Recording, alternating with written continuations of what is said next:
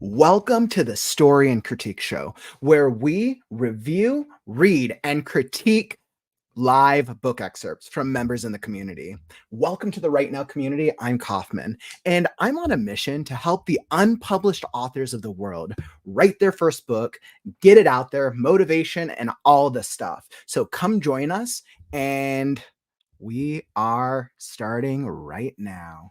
All right, beautiful. So, as we're getting into it, by the way, if you're watching on the replay, I got you covered. After the stream ends, time codes will be added to the stream itself. So that way you can hop to the part of the stream that brings you the most value.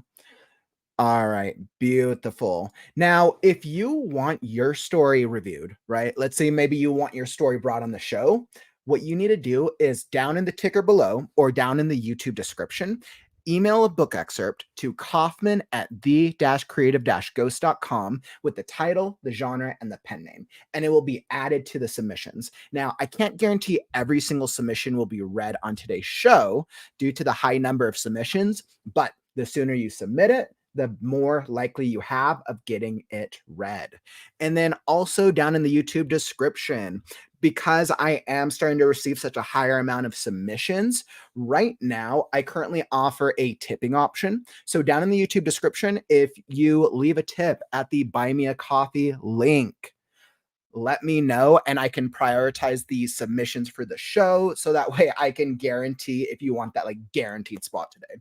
If I don't get to the story today, then what I'll do is it gets resubmitted for the next story and critique show. So don't worry, I'll definitely get to it, but it just depends on the volume.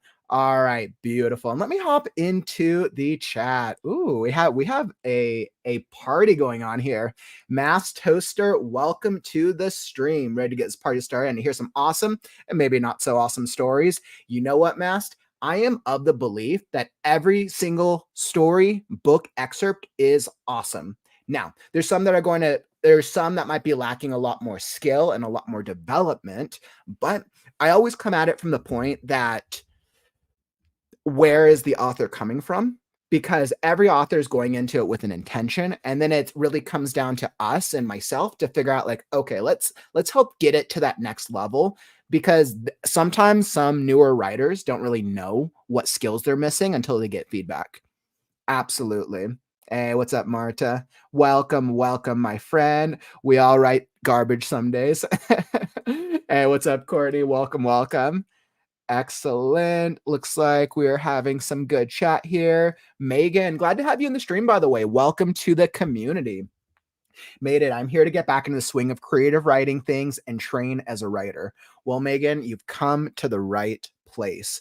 As you can see, we have a very active writing community from all different types of genres. We have novelists, we have scripts and screenwriters, and a healthy mix in between.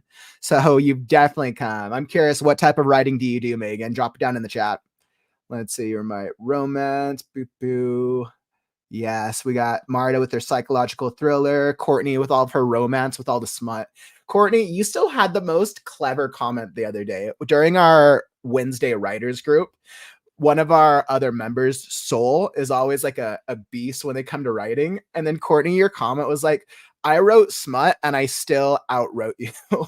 No, that was like the funniest thing ever. You cracked me up, Courtney. Yes, we got some anime lovers, absolutely, along with fanfic. So, favorite animes of all time. I absolutely love anime. I don't get to check it out as often. The most recent thing I've seen was probably One Piece. My all-time favorite is a mix of probably Death Note or Full Metal Alchemist. Those are my all-time favorite animes. Simply because of the characters. Those characters are so incredible. Oh, who doesn't love a good character journey? All right, and let's see, what else do we have? Yeah, I don't get the chance to read manga as much, but I'm very used to watching anime. I've heard great things, though, Megan, about My Hero Academia. It's been on my to-do list to check out. Megan, Has-Been Hotel, incredible. Absolutely incredible. I think Has-Been was actually one of my favorite animated shows from last year. Absolutely. I've been following it for a while, ever since the pilot came out years ago. So definitely really, really well done. Who doesn't love a hell demonic world about the princess of hell trying to redeem all like the demons of the world? Very, very fun.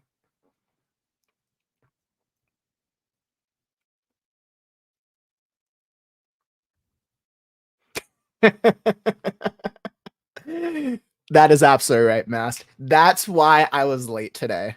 Instead of hopping onto the stream at the start time, I was sitting here in my book thinking, how am I going to torture Scarecrow today? Oh man, y'all know with my book development sessions this past week, literally how much pain my characters are being put through. It is not a very kind world, but there are some incredibly great moments as a result of it. Maybe poo poo Kauffman time like island time. Oh my god. All right, Kauffman time's going to be improving. I swear, Kauffman time is going to be improving one of these days. Where Kauffman will start right on time. Kauffman starts exactly when he means to. There we go. Oh man. Come on. I came here to rejuvenate and get back in the creative swing of things by getting a dose of education and refresher. Beautiful. Well, we definitely have a lot of great stories typed up for today. So for let's see. So I want to say for the book excerpts that we have for today, we have a mix of looks like fantasy, science fiction, romance, children's. Let's see. We also have a horror thriller and a healthy mix between those genres. So we definitely have a good dose of the different genres here with us today.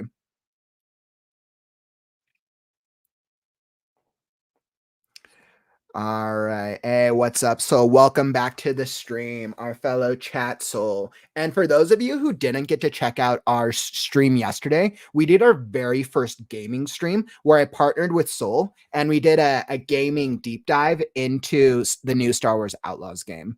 It was pretty cool actually. It was the first time that we've tried a gaming type stream. So far we have what was that? We're approaching 250 consecutive writing streams on here. And I was like, all right, let's see how a gaming stream works out. So it's definitely been quite a journey. Jared, I didn't buy you a coffee, but a hat. Thank you, Marta. I know Marta sent me a really cool Ravenclaw hat. Every single time I hop into the stream, I just haven't been able to go grab it. Marta, I'll make sure to grab it probably on our Monday or Tuesday stream for you. Hey, what's up, Tiara? Welcome to the stream, my friend. Let's see. I know Megan, Marta. I know Marta. You're probably so happy to have other anime lovers in here. Marta's drawings. Marta does some really cool anime sketches, and they're actually really badass. Marta did a sketch of me a while back, and I was like so impressed. I've never had anybody do a sketch of me. It is so cool. All right, and I will try to keep up with our popular comments today. So let's get into the stream. So I'm going to be starting off with our very first one of Monsters and Mortals, an urban fantasy by our very own Tiara Spells. So I got of Monsters and Mortals on deck. So I'm queuing it up. As you can see, I have it set up here on my end. So let's just go over a couple of quick submission guidelines. So once again, if you want to submit your story or you want to submit your book excerpt for a live reading and a critique, email Kauffman at the-creative-ghost.com with the title, the genre, and your preferred pen name. I will add it to the submission list. If you send it while I'm live during the stream itself, just drop a comment, do a maybe some way to make it stand out since we have a lot of comments today, just so I can make sure I can double check it. Awesome. And if your book excerpt does not get reviewed today, once again, it basically gets resubmitted automatically to the next stream. So I'll always get through all the critiques. It's just a matter of how long it takes to get to them. All right, beautiful. And I generally do try to prioritize submissions in order of when I've received them. The exception are if I've received, I try to prioritize first time writers. So the first time somebody submits, I'll always try to give them I'll try to prioritize them the first time, so that way new writing members to the Right Now community can really see the value of what we can bring, not just myself, but the community as well to their writing. Beautiful. Now, as you're going to see, I'm going to be making notes while I'm doing the critique itself.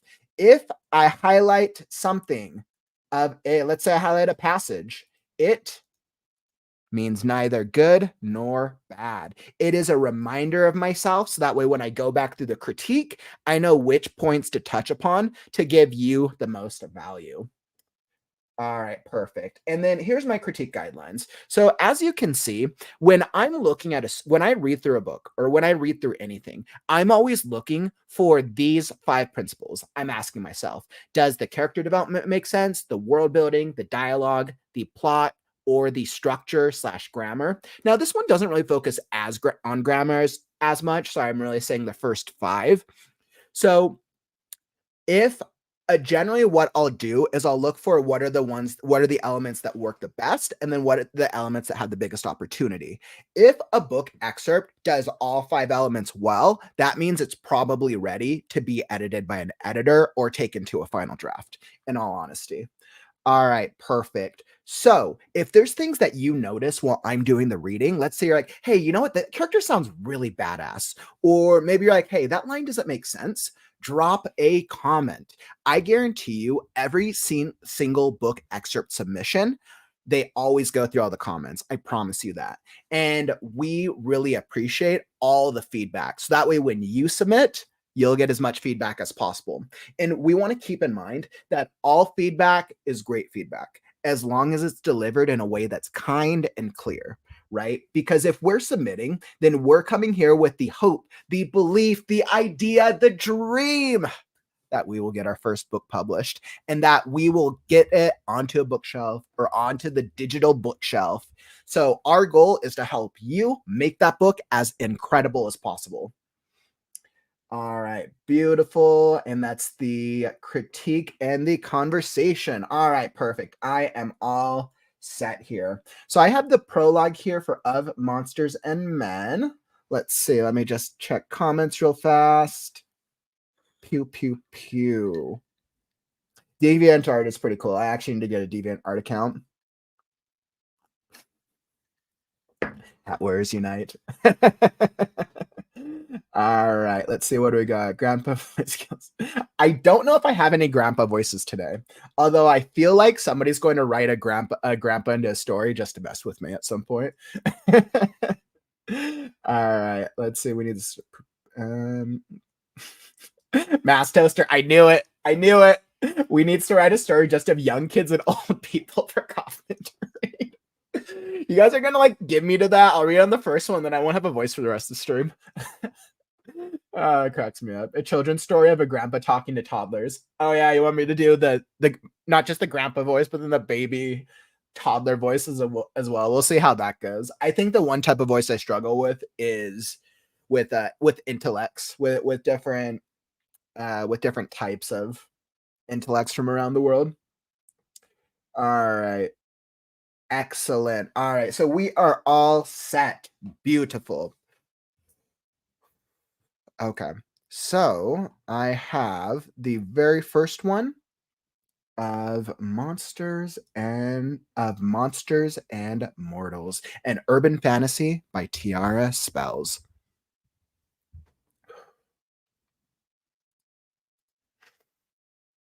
Prologue. Penelope had neatly tucked Lucilia and Nathan into their beds. They were both sleeping soundly. She moved down the hall, lightning from the storm outside illuminating the interior of the house. She poked her head in on Allison and Andrew, who were also both asleep. Seeing her quickly growing niece and nephew alongside her children warmed her heart, but it made her hold on to moments like these, quiet, gentle. Then the landline began to ring. She pulled their door closed and made her way downstairs to the phone. Mom, she answered. Yes, honey, I'm at the airport, Margaret said. Have you heard from Priscilla? No, not yet, Penelope responded. Good. I'll be there soon. Penelope told her and hung up the phone. Penelope grabbed her box of magical tools and her journal as she hurried to the door. She was tossing her things into a bag. Then she swung open the door, and her sister Priscilla stood there. Priscilla was only her half sister, but Margaret only had two children. So they were all the other had growing up. They both had their mother's face, but Penelope had light brown skin, where Priscilla had pale skin and her father's freckles. Their bond had been unbreakable until recently. Priscilla got lost in the last research project they were working on, some strange magical crystal, whatever it was. It wasn't enough to be missing for days at a time, leaving Penelope alone with the children, leaving Allison and Andrew without their mother. Penny! Penelope nearly gasped upon seeing her sister. She looked sick, deep bags deep bags beneath her eyes, cheeks sunken in. The light from her eyes was nearly gone. How did that happen so quickly? When they were working so close together? What did she get up to when she wasn't around? Priscilla took Penelope's hand and drug her from the house into the rain. Penelope latched onto the doorknob, slamming the door shut just as quickly as she was grabbed by Priscilla. What's going on? Penelope asked. She pulled Priscilla back, stopping her from getting back in the car. What's happened to you? Penelope knew something had to have happened. She was just fine a few days ago. Now she looked deathly ill. I'm so powerful, Priscilla whispered, a truly earnest grin on her face. Priscilla looked unafraid, and that's what scared Penelope the most. She took a breath and opened the passenger door. Priscilla stared at her for a moment, letting the dots connect. Get in, Penelope said. Where are we going? Mom's in town, Penelope told her. An excited grin appeared on Priscilla's face, and she hopped in the car, plopping down in the seat. Penelope couldn't help but feel like it was a mistake. She sat down in the car and started up. She sat, gripping the steering wheel tightly while the car ran.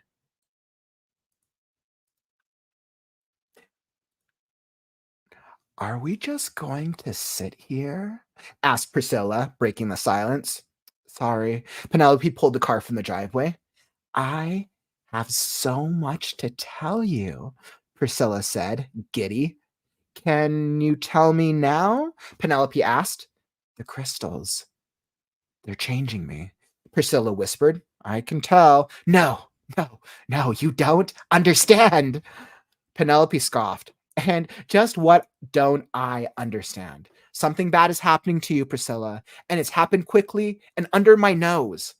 I'm the one who's supposed to protect you, not the other way around. Priscilla got loud and defensive. Penelope took her eyes off the road for a moment to stare at her like she was ridiculous. All of this is to protect our family. Penelope couldn't see it. It seemed the more Priscilla worked with their mother's strange crystals, the more she lost herself. It frightened Penelope. It should have frightened Priscilla too. Okay, was all Penelope could muster up to say. The rest of the ride silent, save for the sound of rain beating against their car. When they arrived at the airport, Margaret was waiting outside with her bags, wrapped in a thin coat, belt being pelted by raindrops. Oh, Penelope. Then she spotted Priscilla. Stella, Penny said she hadn't seen you today. I just came back home before she left. Right. Well, let's just go home before one of the babies wake up.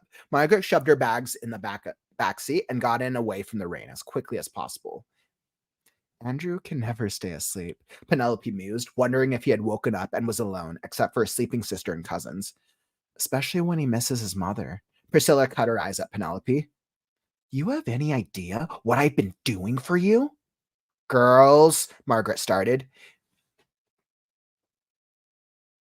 Getting yourself into God knows what is not protecting our family, Priscilla. You have practically abandoned your children, Penelope snapped back.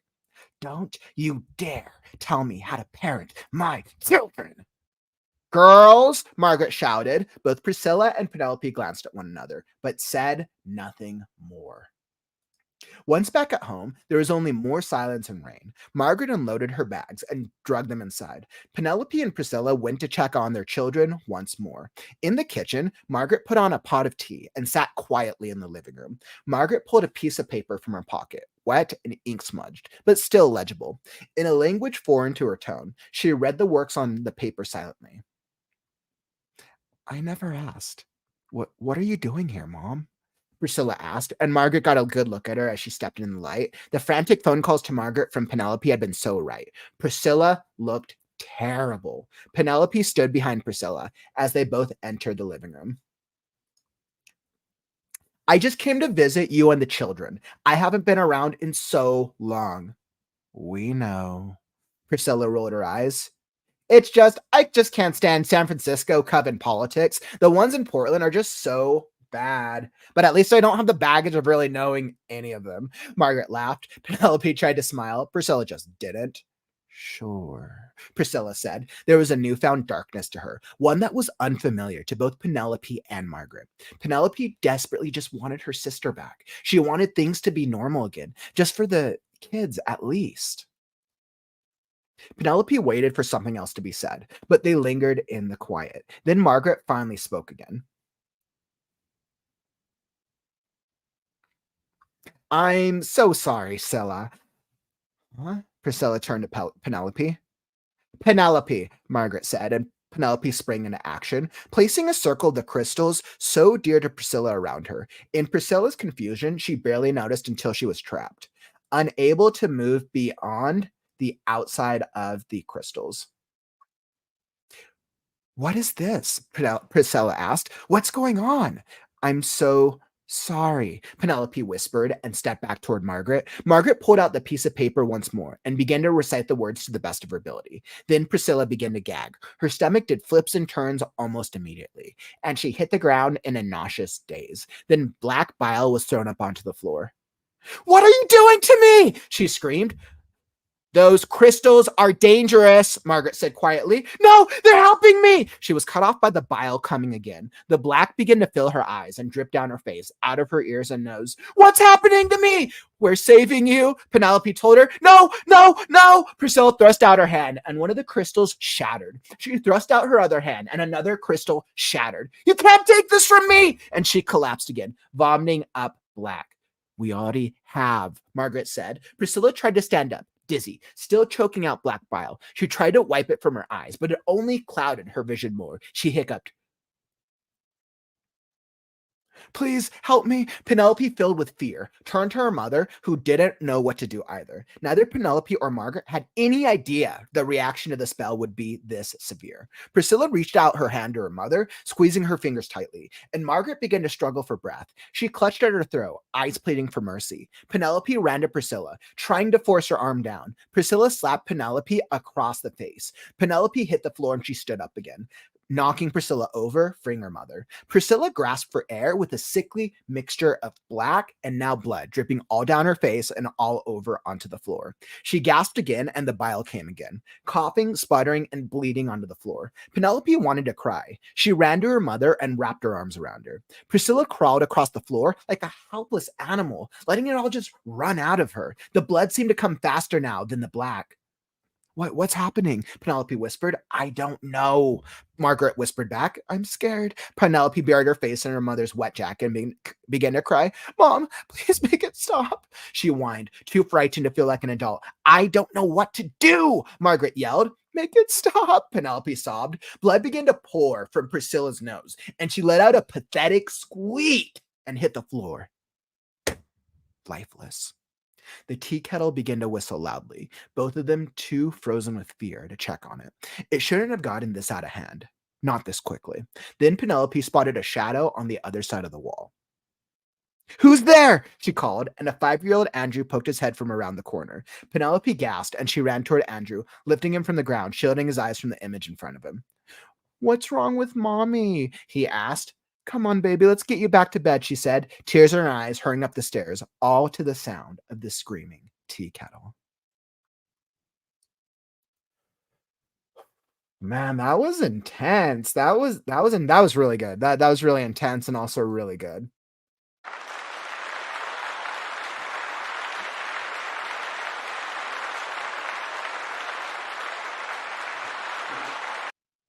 Awesome. So, Tiara, first off, that was a really well told story. I had a lot of fun. So, which type stories, witchcraft are always very, very fun.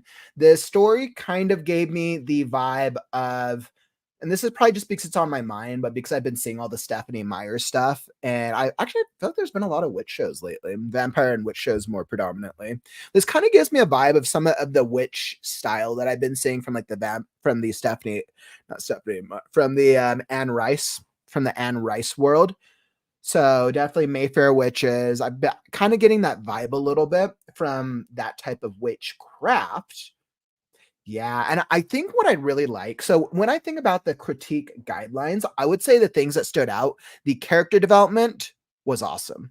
Character development was really, really incredible. I think you had a very clear sense of who your characters are and what they wanted from each other. You had a clear sense of their desires and their intentions. I like the dialogue. I think the dialogue worked well.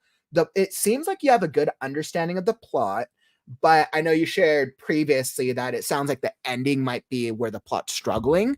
So the plot is give or take, but just based off this excerpt alone, the plot is great. So the plot of this standalone prologue is excellent, no complaints. The dialogue is wonderful.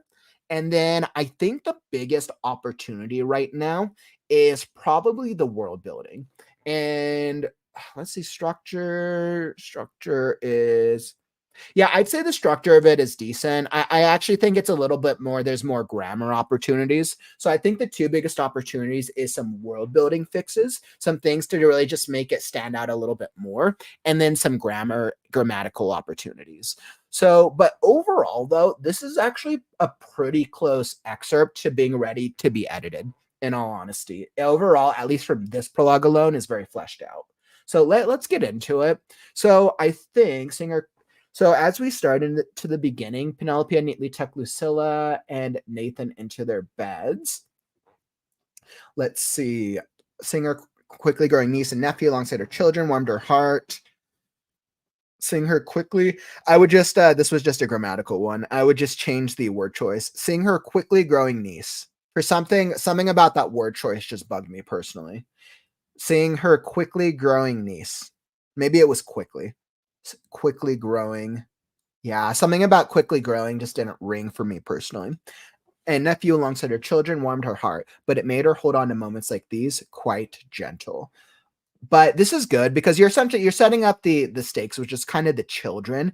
I think there is an opportunity to have little Andrew come into the scene a little earlier. I think if I were fleshing this out, and I think if you wanted to add another level of foreshadowing and stakes, I would say I would incorporate Andrew, have him walk into it a little earlier when the mom's still alive, or I mean, I guess it's not clear if she's dead. She's probably dead, but hasn't been 100% clear yet.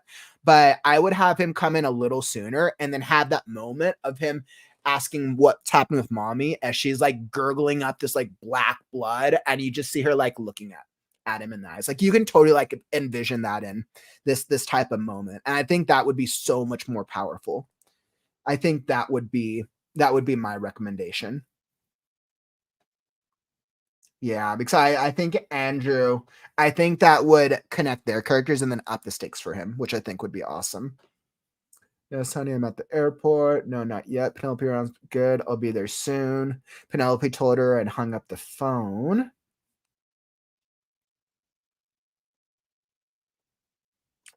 Let's see. Yeah, so this was good. So we're setting up the mother. No, not yet.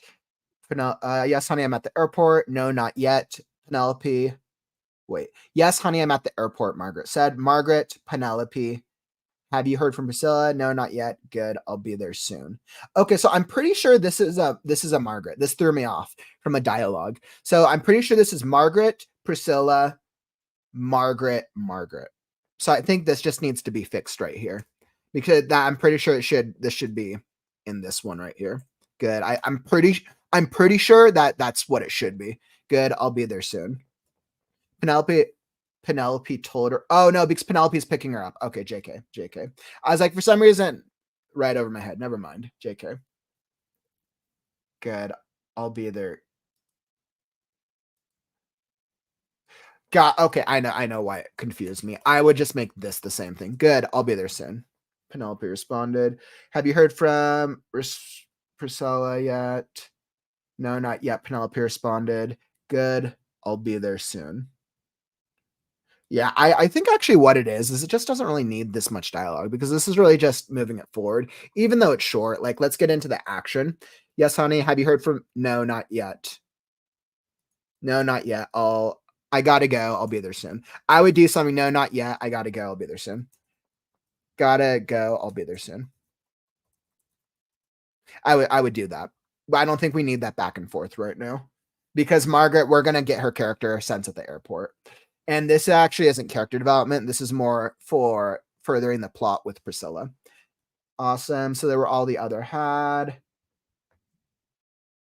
That's totally all right. Actually, one of my biggest opportunities, Tiara, used to always be adjectives and overly describing things. So I had to spend so many years on cutting back. My rough draft with Last Scarecrow, like I know it's definitely a little description heavy, it is, but with where I used to be, it's such an improvement. Finding the right places for dialogue tags can always be an opportunity for a lot of writers. Let's see. So they were all the other had growing up. They both had their mother's face, but Penelope had light brown skin. Priscilla had pale skin and her father's freckles. Good. I like that you set up both of the sisters.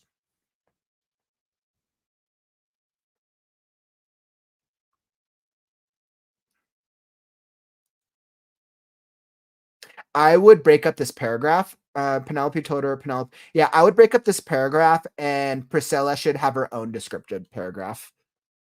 So once again, another like grammar structure opportunity, just so that way the focus of the paragraph is only on Priscilla and doesn't include the action of Penelope and the tools in the phone. So that should be its own paragraph. Penelope, Penny. But then this is good. So I mean, essentially what we're doing is we're setting up the stakes with the sister being sick. And I think it's once again, Tiara, with a lot of what I'm seeing, I think overall, the prologue in general is ready just for editing. I think it's just that more than anything else. Because what you're doing is there's a lot of moments here where you're using a little extra description or using a little extra word choice that's just not necessary. And that's actually something that's very, very common. But because when we think of the prologue, you want to think about it like this, and this is just a good pro writing tip for the community. If there are millions of books out there, you have a high competition. If somebody chooses your cover design and they choose your title, they make that time investment and they start reading the book. That's a huge win. You do not want to lose them to the prologue, right? The first page, there's a thing with first pages that are so incredibly important. If you do not hook them immediately, they don't read the rest of the story. Technically, they bought the book, but you won't be able to convert them into a reader, right? And especially as authors, the only way for authors to be sustainable long term is we need to be able to pump out multiple books over a long period of time. And if we lose people in the beginning, it's just a missed opportunity. So with a prologue like this, what I really want to see is I want to get into the action. I want to get to I want to get to the Priscilla witch black vomit scene. Like that scene is so cool. That scene is so freaking awesome. I want to get there faster. So I want to get to that moment on maybe page 3 would be all right. I think the setup is fine because we have to set up the children and the sisters. I think it would be bad. You start off with the children and I actually get the stakes, but I think I would share Penelope's concern in the first paragraph because we want to have an immediate pull into what the plot is or what the tension is of this first prologue. And it's interesting that this is the prologue. This makes me almost think it's the first chapter, but it's very well written and there's no way for me to know without reading further. All right. And then I'm so powerful. This was such a great line. This was so great. I'm so powerful, Priscilla whispered, a truly earnest grin on her face. Priscilla looked unafraid, and that's what scared Penelope the most. Right. And it's like, I'll give you an example of this, right? So this is such a great line. I'm so powerful, Priscilla whispered, a truly earnest look on her face. a truly earnest grin on her face. I don't think we need this unafraid look because I think this next section is going to actually describe it. I think if I was to adjust this, I would get rid of this and then say, let's see, Priscilla looked unafraid. She took a deep breath. Priscilla started for a moment, letting the dots connect. Penelope, Priscilla started.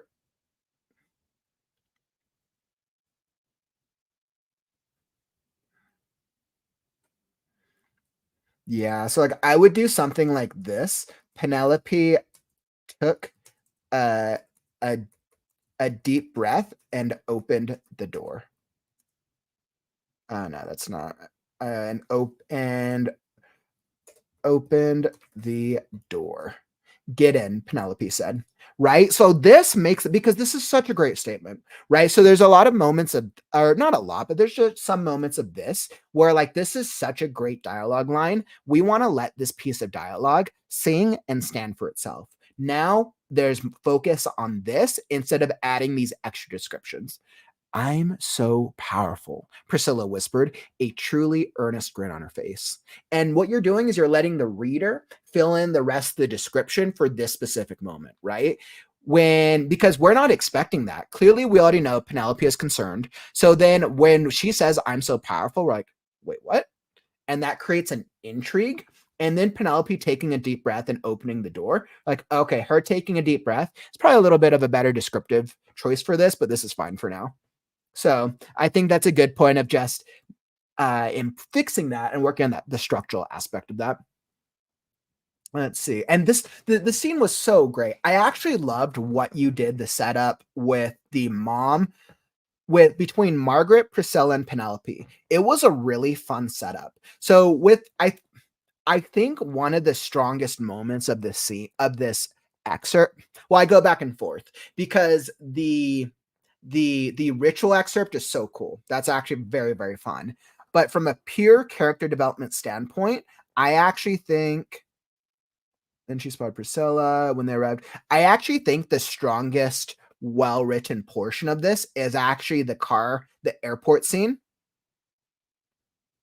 between there we go. So this I think is actually the most well written because we get very differing character development opportunities between Margaret, Priscilla, and Penelope. And there's a clear tension. The dialogue is well written and there doesn't feel like there's very much like description or things that are really holding it back.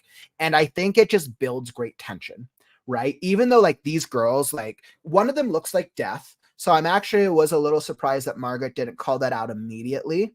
But I mean, they're witches, so that could be part of the world. That's not a concern of mine. But I think the girls fighting and then the mom trying to break it up, like, okay, sisters fight, there's the mom. This could be a normal thing. I think you set up a really good dynamic. Even though the consequences or the stakes are actually much higher, you set up a great dynamic between the three of them. Really, really great work on that. Which once again, your character development is absolutely on point. And that's another reason I love the character development of these three characters. Yep, don't you dare tell me how to parent my children. This is perfect because this goes back to Priscilla's stakes. This is good. Let's see. I never asked, what are you doing here, Mom? Priscilla asked, and Margaret got a good look at her as she stepped in the light. The frantic phone calls to Margaret from Penelope had been right. Okay, so this is a case of head hopping right here. I never asked, what are you doing here, Mom? Priscilla asked. Well, that's asked twice. So try to minimize. I would actually just go something like this. What are you doing here, Mom? Priscilla asked. And Margaret got a good look at her as she stepped in the light. What are you doing here, Mom? Priscilla asked. And Margaret got a good look at her. So the problem is right now, Margaret got a good look at her. So right now, based off, what are you doing here, Mom? Priscilla asked. So right now, this paragraph is in Margaret's point of view, but I'm pretty sure the scene in the kitchen, Margaret put on a pot of tea. Margaret pulled a piece of paper from her pocket, wet and ink smudged. Actually, I think Margaret is the POV character. Actually, I think Margaret is the POV character. Just came to visit you, children. We know. So what are you doing here, Mom? Priscilla asked. So I think I think it's probably just a point of clarity then. What are you doing here, Mom? Margaret got a good look at her daughter, Priscilla,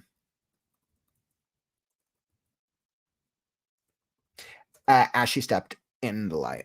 I think this is a little better, actually, because I think Margaret is the POV character. For some reason, I was thinking it was Penelope, because Penelope was the POV character in the first section.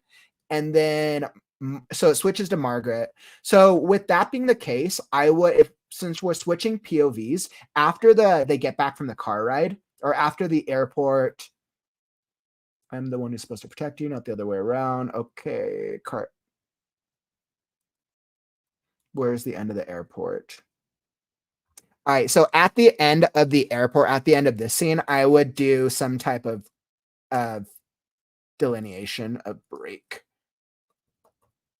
Just something to that effect, because we're changing character point of views, right? So just that way we're clear. Here we were following Penelope's point of view, and now we're following Margaret's point of view. That just makes it easier, so that way the reader doesn't, you don't chance losing the reader, that more than anything else.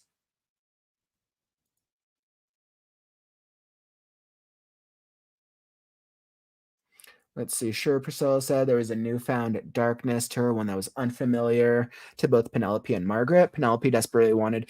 And then this is good. It's like these stakes are all really great. Sure. I absolutely love this newfound darkness. This is so great. And then in terms of the ritual itself, the ritual was really fun. I'd actually be I'm sure you guys are chatting about it in the chat. What did you all think of the ritual? Did you like the ritual itself with like the crystal and like the black blood and like the craziness? Did it feel like it was a fun experience to you in terms of this type of dynamic? I actually really enjoyed it, and it made me even more invested and interested in knowing like, oh, well, that sucks for the sister. I couldn't tell if Priscilla was dead in the end or not.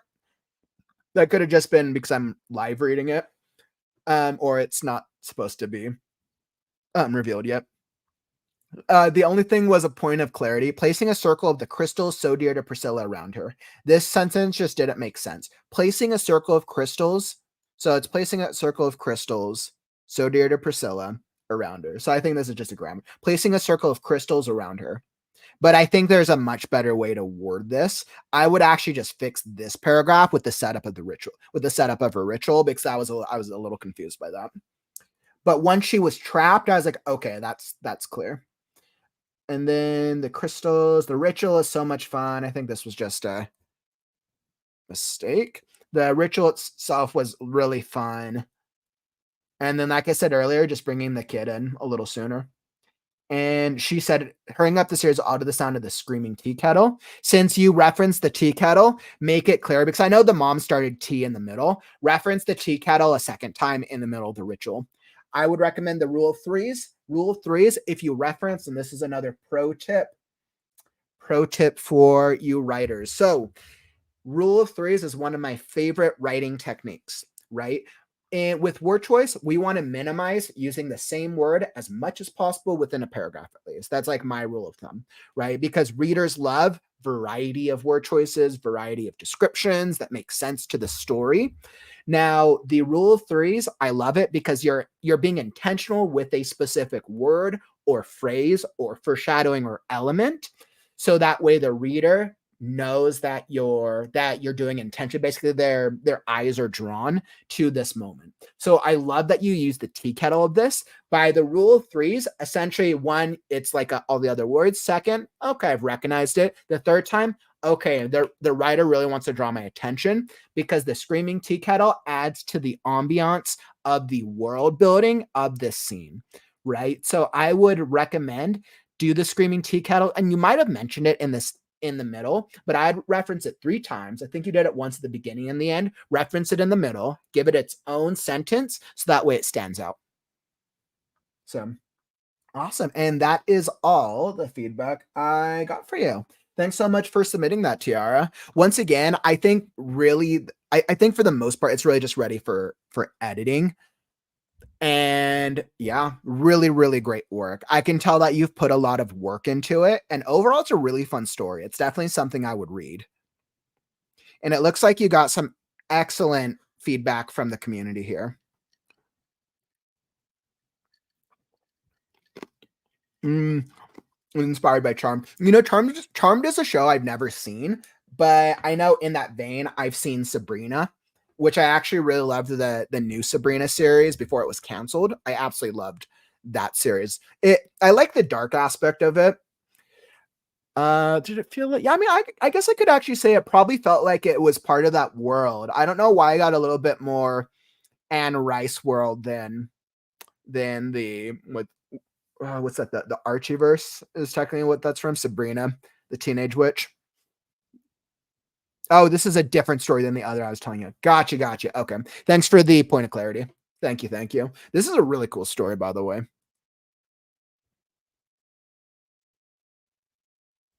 mm, you're talking about for the characters, so Penelope and, oh, I'm just blanking, Penelope and the other one,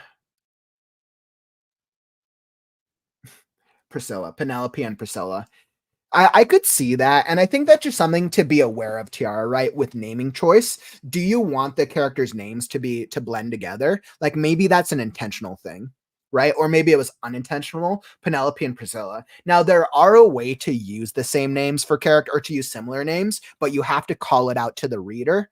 I would have I would actually use Scylla. I would use a nickname for one of them if you want to keep the name and have the mom Margaret call it out in the beginning because she does use the nickname. I would just play into it. So I think that was really good. Really great call out, by the way, Courtney. Awesome. And let's see, a little more showing and less telling. Yeah, and I think the showing and telling, I think that's more editing than anything else. Sometimes with a lot of stories where showing and telling is a matter of like there's not enough there. I actually think there is enough showing there. I actually think there is a lot of showing in that excerpt alone, but I think the challenge is it's bogged down by extra descriptions and extra words specifically. So I think there is enough showing. We just need to cut out a lot of the extra noise so it will make the showing experience of it feel more impactful. I think master it's the same thing with the pacing. I think it's just cutting out the extra stuff. Right now the pacing feels all right. I think it's more a matter of editing down and I think the pacing will be fine then. So that's actually a really interesting point, right? So if the girl sounded a little younger, that's a really good call out if they're coming across age-wise a little different. With instances like that, what I like to do, Tiara, when you're the next time you're working on this by yourself, I would print out a copy of this, read it aloud, maybe read it aloud to a friend or family member and be like, hey, do these characters sound different? Right. This is purely just from like a character development standpoint. If maybe they're sounding similar in the beginning and then different at the ending. I didn't catch that, but that could have been the live experience or yeah. I was thinking about it. I don't think the age stood out, but I think I was a little more focused on I got drawn in with like the things that were happening, and that's what kept me hooked.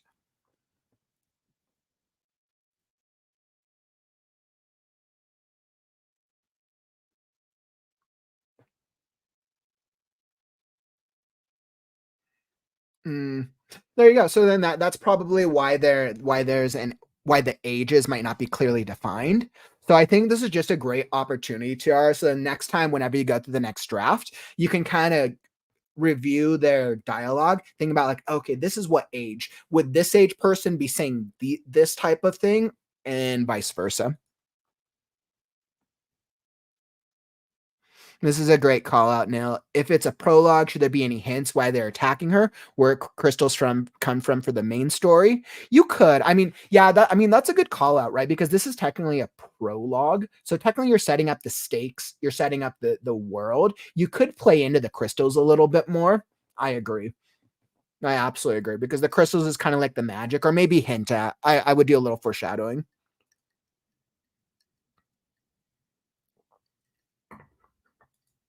Yeah, and I know we've talked about prologues before in the community. I'm of the belief that I think prologues can work, but you have to ask yourself, how is a prologue servicing the greater story or the greater world outside of the core story? I think one of my favorite examples of yeah, actually, I'm pretty sure. I want to say one of my favorite examples of a prologue was probably the first the prologue in Game of Thrones, where essentially it is setting up the main conflict of the magic throughout all like however many books, but then the first chapter and the majority of it is about the characters and the different families. So I think sometimes with series, that's a really can be a great way to go about it.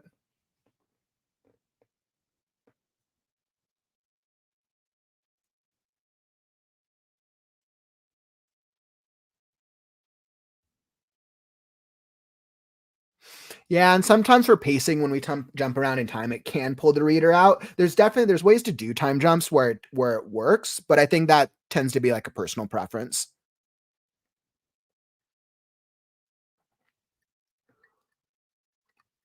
And I thought about that as well, ML. And in honesty, TR, this does feel a little bit more like a chapter one because it feels like that you're not setting up things for like the overall world. And without looking into the story deeper, really what you want to do is you want to think about what is the core outline of the core story, and then why would this be a prologue and not a chapter one? So, I agree with the word. Boo, boo, Courtney.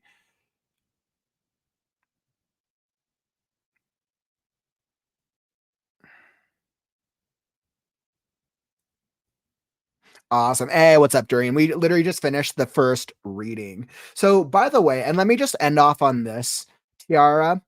You did a really great job.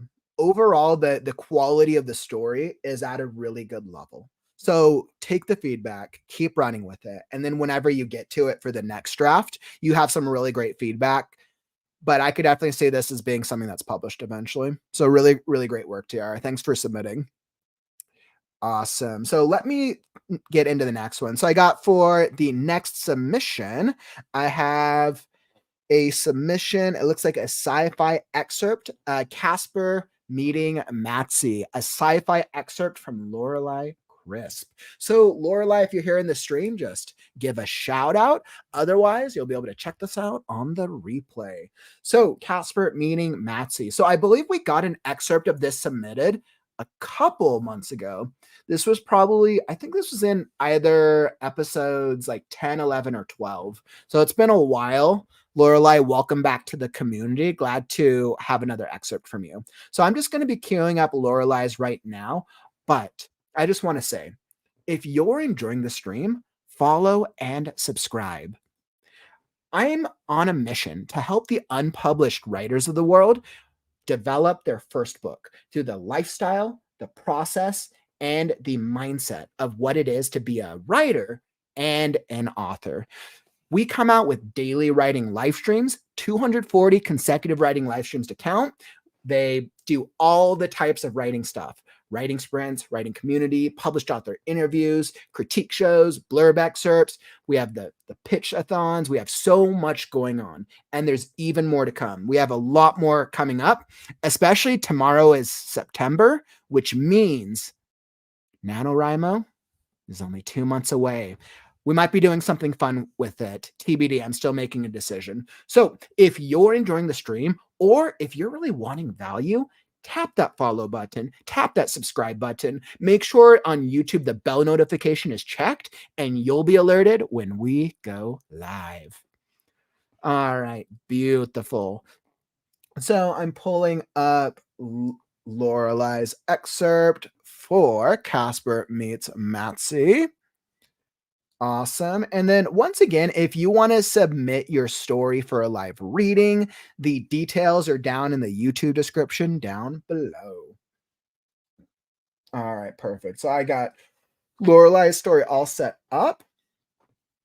Awesome. And it looks like so we get to do a little sci-fi. So I think this is a sci-fi action one. That I actually always love sci-fi actions because I think we're actually starting right in the moment of something crazy.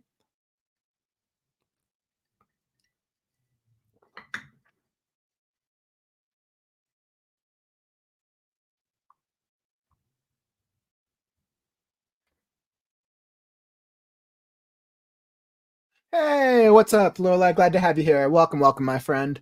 So awesome. So I have yours set up. Beautiful. Awesome. Hey, what's up, Eli? Welcome to the stream. Eli in the house. All right, perfect. So I may have sent you the wrong one. Oh no. Oh no. So this it looks like this was the one that you had sent me. I think you sent me this one a while back. Did you include the wrong excerpt in it? Let's see. You said the story was Casper meets Matsy.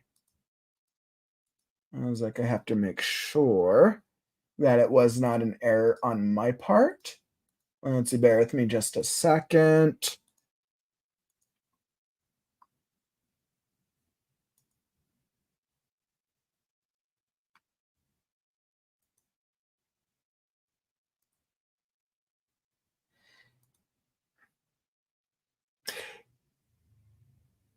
Okay, so Lorelai, how about this? Since it sounds like you sent me the wrong one, but I know you submitted this one a couple weeks ago, and I do want to get to you because it's been a couple streams since I've been able to get to your piece.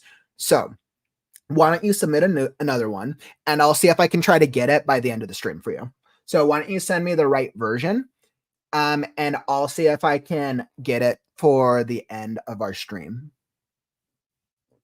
There you go. That way, because I want to make sure that if we're submitting something, that you're getting the most value out of it. Absolutely. Yeah, perfect. Because I was like, I added the book title here, but clearly this is not Casper meets Matsy. If that was another one. All right, perfect. I've done that before. I always feel like the Tasmanian devil when I submit. Yeah, so all y'all know, I'm actually for September, I'm going to move to doing a different submission process. I'm going to start doing a Google Doc submission for the critique show. Just to make it easier, so that way I want to smooth out the submission process to make it easier for all of us, myself included. Okay. So, Lorelai, just give me a heads up if you get that sent over, which means I'm going to be moving on right to the next one. All right. Which one did I have queued up next? Let's see. We have actually, it looks like Courtney. I got yours up next here then. So we have Falling for a Storm, Adult Contemporary Romance by Courtney Stephenson. Excellent. So Courtney, we got yours here. Beautiful.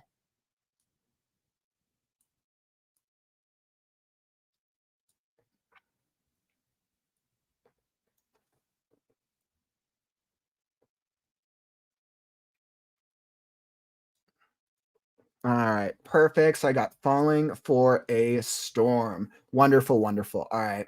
Ooh, we're about to get some steamy romance here. Ooh, okay. So let's see. Let me just cue up that banner from Courtney.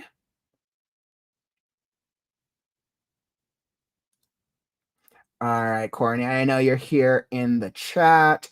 Beautiful. All right. By the way, welcome, engineer. Welcome over from Twitch. Is this chat real? Are any of us real? It's all an illusion. The spoon is fake. The characters are fake. None of it matters. All of it matters. Welcome, welcome, my friend. All right, perfect. So I got Falling for a Storm all queued up. And let me just set this up. Un momento. And I will hop right into it.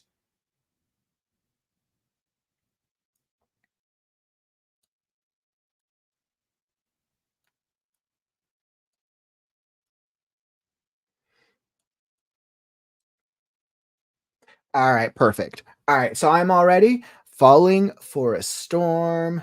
And I got my pencil. Beautiful. Falling for a Storm. Prologue. Lexi.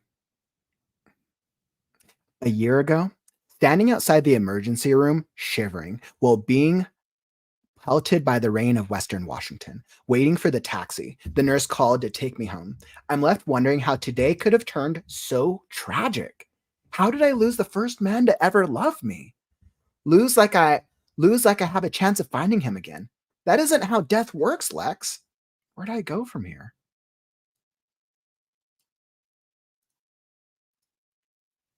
I was driving to dinner just 4 hours ago. Our last conversation wasn't that affectionate. We disagreed on where to eat, for heaven's sake. Now I have no car, and once again, I'm left all alone in this world. The cops told me the guy was rushing here to this hospital to watch his baby boy being born.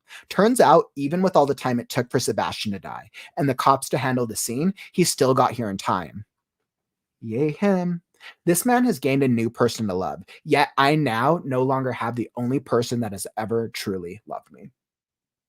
Holding onto the bag of Sebastian's belongings and a paper to pick up his ashes in a week, I pull my jacket tighter against me in hopes of some warmth. Turns out it's super fast to handle a cremation when you have no one to go to a funeral. The family company, Bashran, really isn't worried about saying goodbye. They were nice enough to tell me if I planned one, they would be there. But seriously, I don't need the pity looks and fake condolences. Getting blasted by a gust of wind and rain, I sigh. I hate living in this state. I was only supposed to be here for college. But then I met Bash.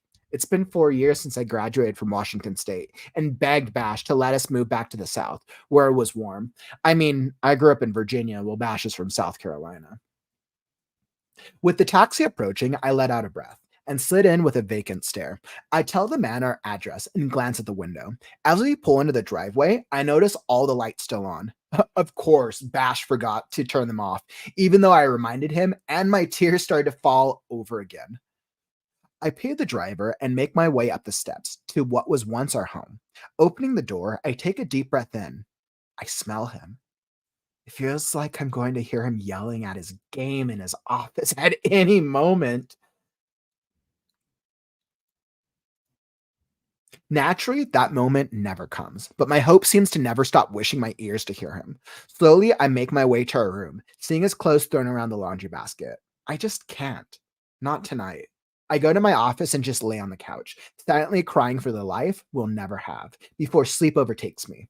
I again wonder, how could this have happened?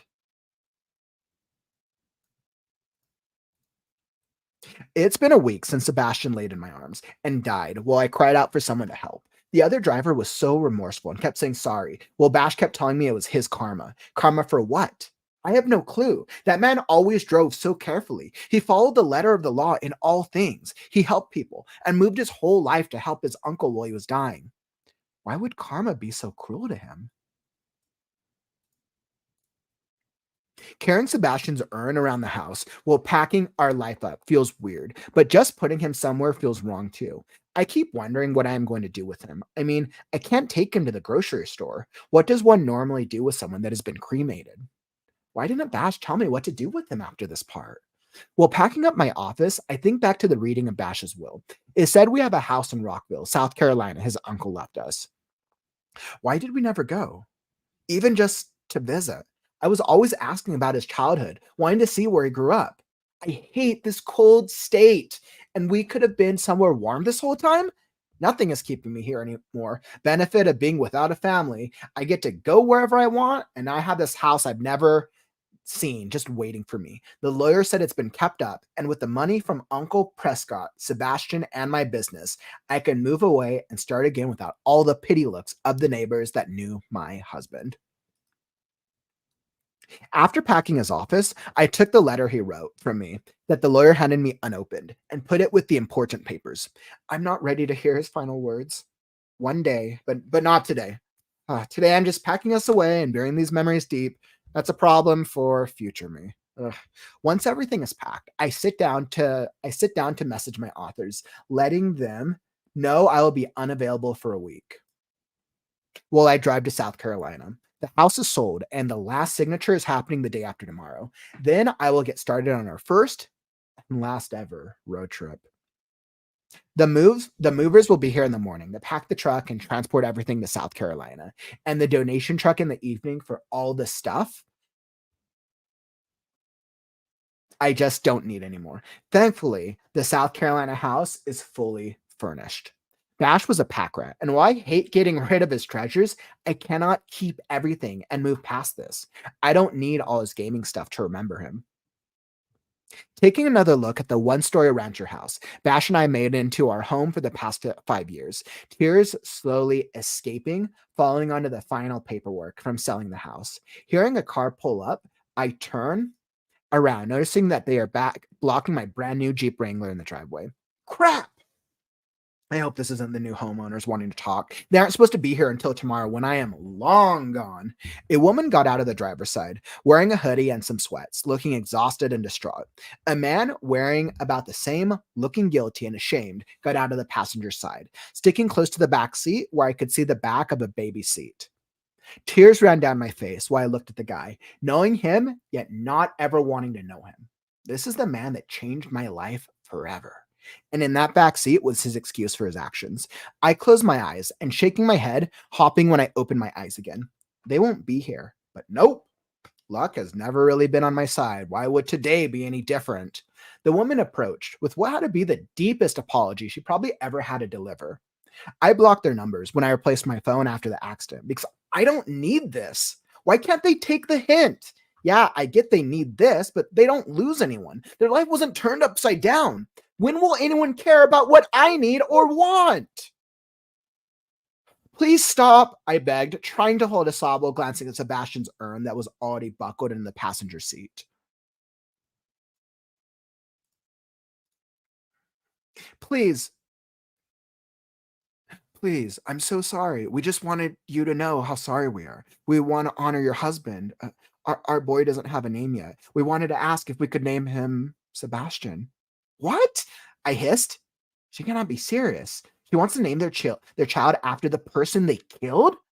I mean, the woman didn't kill Bash, but seriously, how can they think I want him saying Sebastian's name every day for the rest of their lives and that poor little boy to know where his name came from? No, not do that to your child. I'm sure you will think of a name for your son, something they will appreciate and that won't connect him with this morbid act, I say.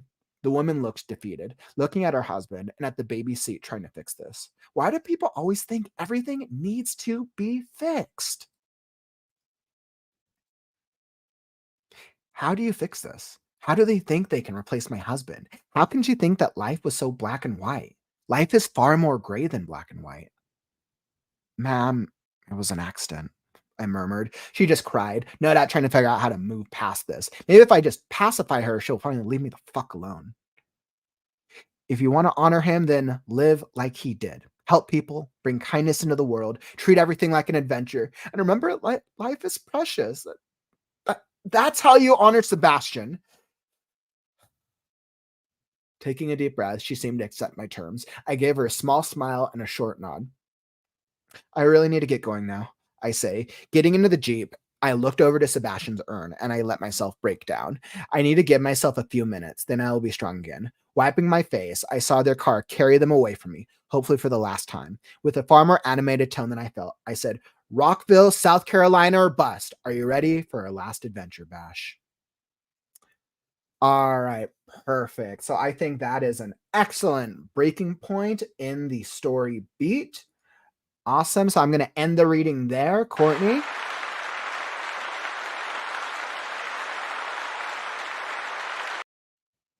That was very well written. That was that was very, very well written.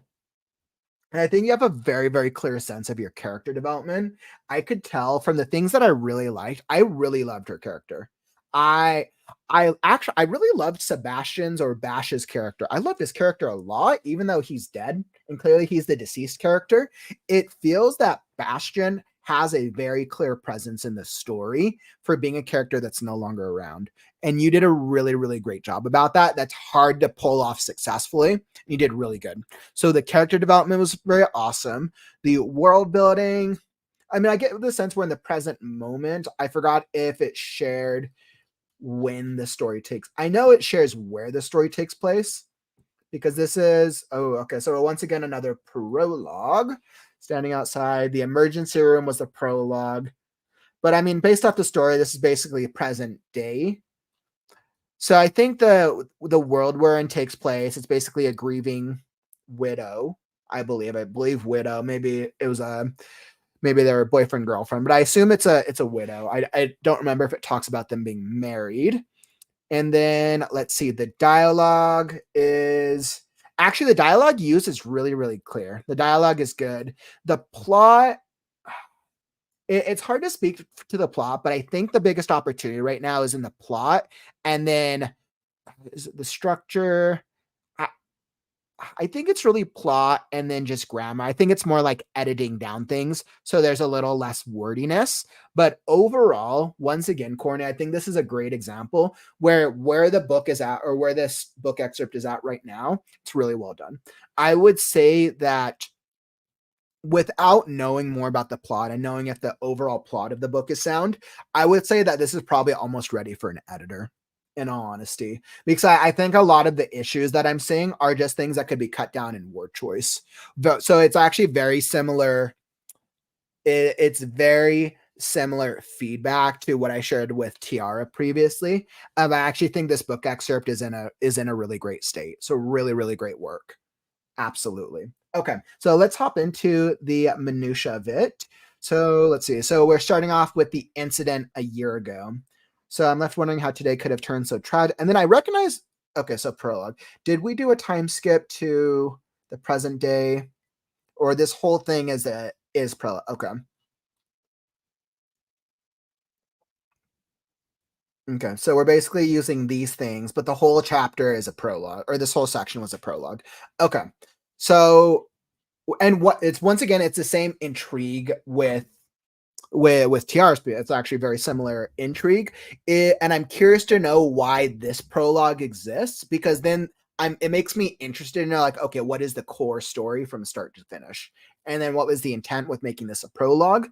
But like right now as a prologue, it works fine, right? Without knowing what the greater story is as a prologue so far, it works.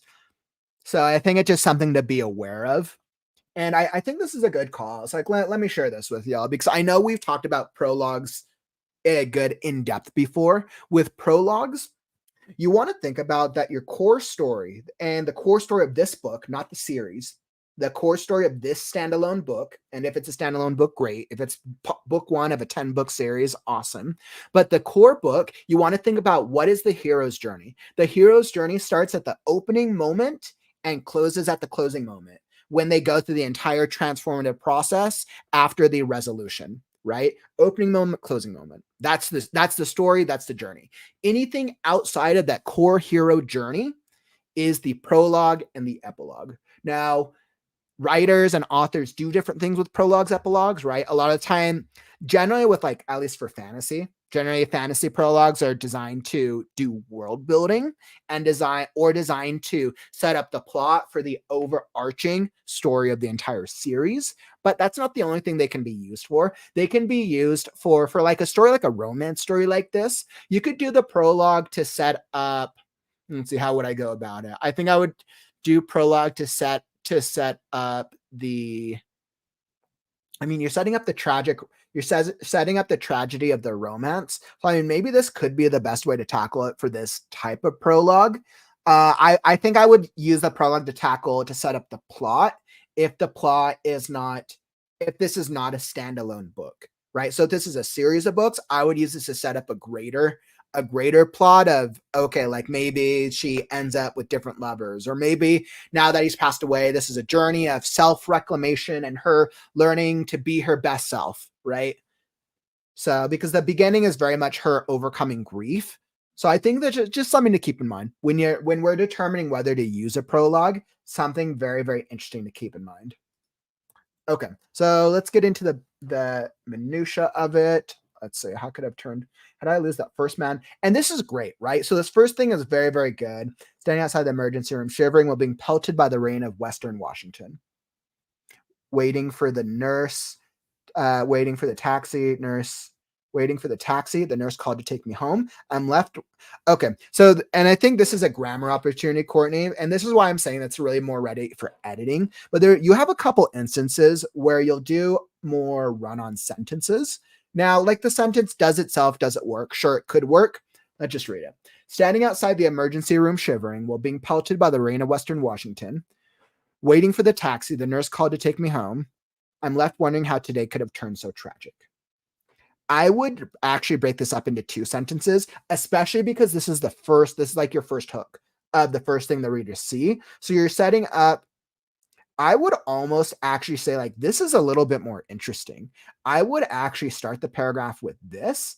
I'm left wondering how today could have turned so tragic. That's interesting. And that sets up a clear tension point as the very first thing a reader reads. For at least, I mean, obviously this is a year ago, but that would be like that. So I think that would actually be more interesting. And then we get the setup for the hospital, and then you just make this its own standalone sentence. Standing outside the emergency room shivering, while being pelted by the rain of Western Washington, waiting for the taxi, nurse called to take. Now, of course, you would have to adjust the wording on it so that way it makes, so that way it's just clear that the grammar is clear. Standing outside the emergency room shivering, while being pelted by the rain of Western Washington, I waited for waiting for the taxi, the nurse. I waited for a taxi. I waited for a taxi. It doesn't matter that the nurse called it for her. I'm sure, like, okay, she's not in control of her own actions because she lost someone she loved. I still think it's kind of besides the point. I think this works fine. This did I lose the first man to ever love me? Perfect. So now we get set up. And I think this is just a little bit more, it pulls the reader in a little bit more, but this is a little subjective. So if there's things that I focus on, I always want the first paragraph and the first couple pages to have as much tension, pull, hook, and engagement as possible so you don't lose your readers. Awesome. So that's good setup. I was driving to dinner. So now we're getting the setup, and then she's basically, this kind of like the transition of what's happening. Oh, one of the things that threw me off a little bit, Courtney, one of the things that threw me off is, so his name is Sebastian, but his nickname is Bash. You switch off between using the two a lot. And I don't know why it took me a second for, like, okay, Sebastian, Bash. Okay, that's one and the same. I don't know why it like took me a second. It could have been because it was a live reading, but I would try to refer to him as, turns out, even with all the time it took for Bash, because you can use different descriptions and different ways to define characters, but she thinks of him as only Bash, it sounds like. So and since this is all her point of view, it doesn't make sense for her to switch between Sebastian and Bash unless it's like her trying to like disconnect, unless you're calling it out of like, I want to call him Bash, but it's too painful. I need to call him Sebastian. Right. So then that's a way of calling it out. But I think for that reason, I would just stick to calling him Bash from her point of view. Right. But maybe when the people come in with the car to try to honor him, you say like, hey, we want to honor Sebastian. Right. So then you don't chance losing the reader. Because there was a moment where I'm like, Sebastian, Bash, are those two people? It took me, there was a moment where I thought that. Awesome. The family company Bash ran really isn't worried about saying goodbye.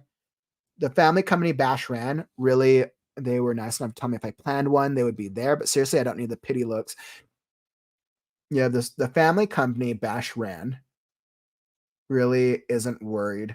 So this one, I think, is just a grammatical thing. Something about it sounds off.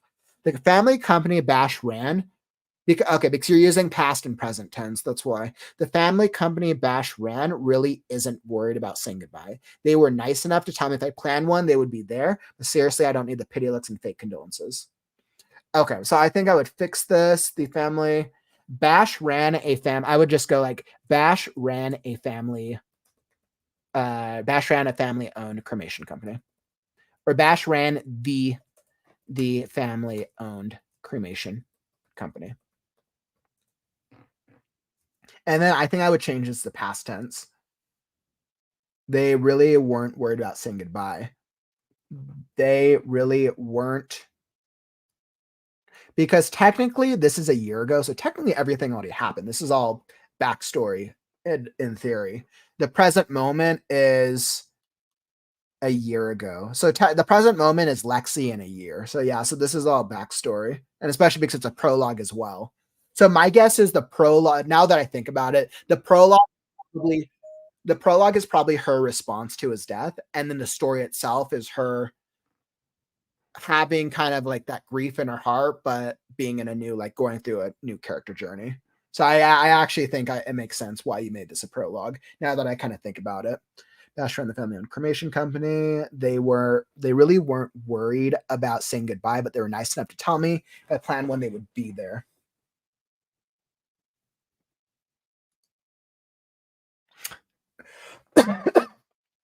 Oh.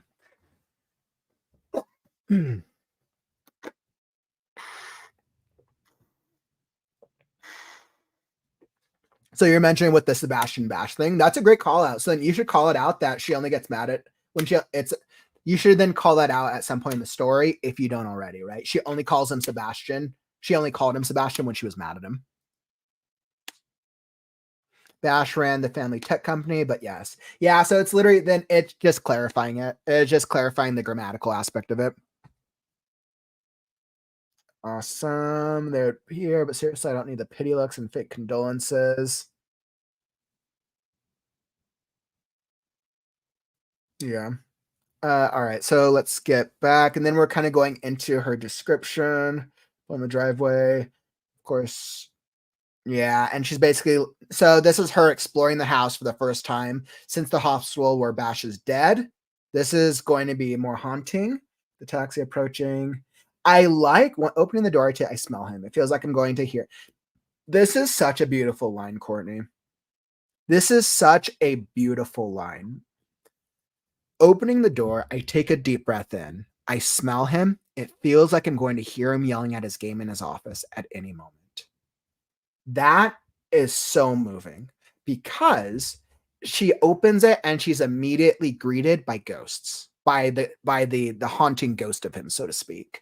You could have easily said, I opened the door and I was sad that Bash was no longer there. This is a perfect example of showing and not telling. Perfect example. This is how you show and not tell. Very great work, Courtney. Absolutely love that. And that's why your writing is so well done, because you have a lot of really great moments where you're showing her despair and grief instead of telling us about it. So really great work. I absolutely loved it. Awesome. Actually, but my hope seems to never stop wishing my ears to hear him. So they make her room. Yep. So she's dealing with his ghost. This is, and I like this because this is again, we're getting to the theme. She's wondering how could this have happened. This is a good because this, and I think this actually makes this stronger now. So if you end this beat on how could this have happened, it now resonates with the first beat of I'm left wondering how could this today have turned so tragic. They're actually mirroring beats for that same section, which like that makes it actually a little stronger.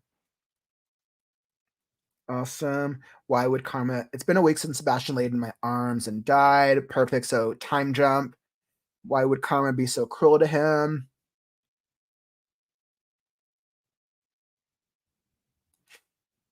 Yeah, this I would it's been a week. I would and it's been a week since last I would actually move this. Why would karma be so cruel to him? It's been a week since Sebastian laid in my arms and died. Well, I cried out for someone to help. We're basically talking about the death scene. Not okay, I think this is fine, but I do like this line. I was considering moving it a little sooner, but I think it's fine.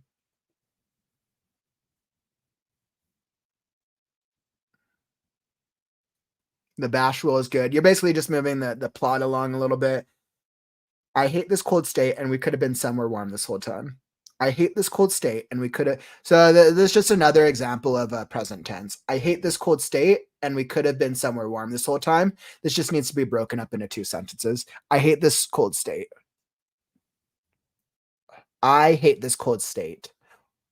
Why couldn't why why weren't why didn't we move somewhere warm? Why didn't we live somewhere?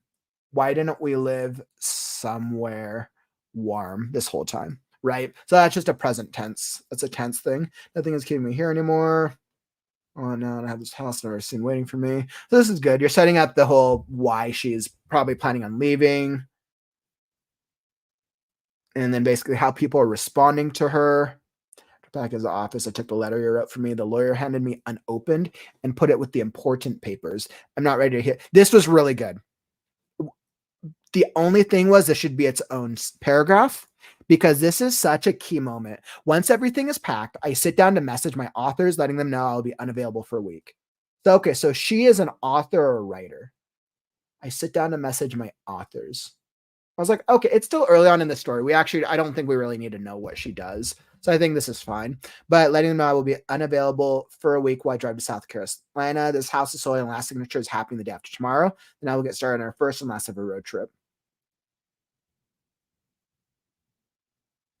Okay, so like, yeah, this is fine. But the reason you want to make this after packing his office, I took the letter he wrote. Wait, was this? Hold on. Yeah, okay, it just changed pages. I want to make sure I was right. So I wanted to split that up because this is talking about his last words. This is such a heart-warming moment. This is an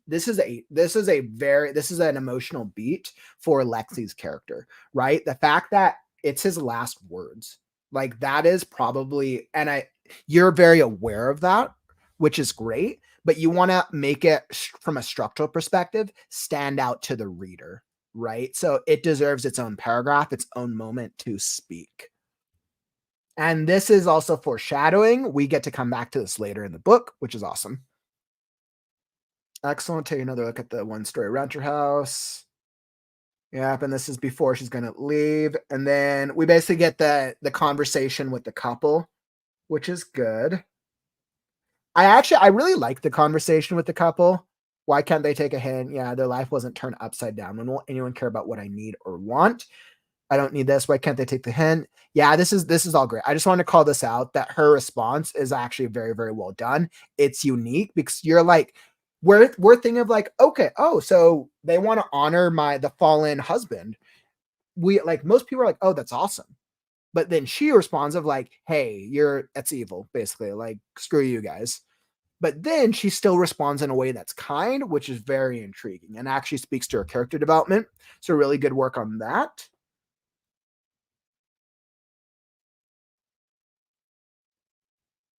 And this speaks to the theme of the story. Why do people always think everything needs to be fixed? Something tells me this is the story theme here. Why do people always think everything needs to be fixed? This is a very strong moment. This is very, very awesome. How do you fix this? How do they think they can? How do you fix this? How do you think they can? How can she think that life was so black? Life is far more gray. The woman looked defeated, looking at her husband in the baby seat, trying to fix this. Why do people think everything needs to be fixed? Well, this all is interesting. I would actually get rid of it because I think this speaks to the theme of the story and is so strong. This actually creates a little more tension for this moment. The woman looked defeated, looking at her husband and at the baby seat, trying to fix this. Why do people always think everything needs to be fixed? It still does the same thing. Ma'am, it was an accident. This gives us a little bit more showing and a little less telling. Awesome. And then that ends this. So yeah, once again, overall, Courtney, really, really great work. Thanks for the submission. That was absolutely fun. So yeah, that was definitely really fun. Once again, ready for the editing stage for the most part. And I think there was some opportunities also where you do a manner of some run-on sentences and some present tense and some tense switching. So it's a little bit more on the technical side. So definitely good work. And thank you for the submission and good luck with the next draft. All right, beautiful. And let's just see, let's check in on the community.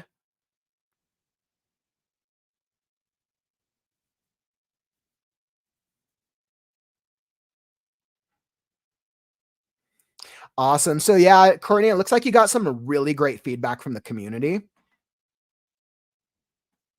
Awesome. Starstruck. I'll check it out in just a second.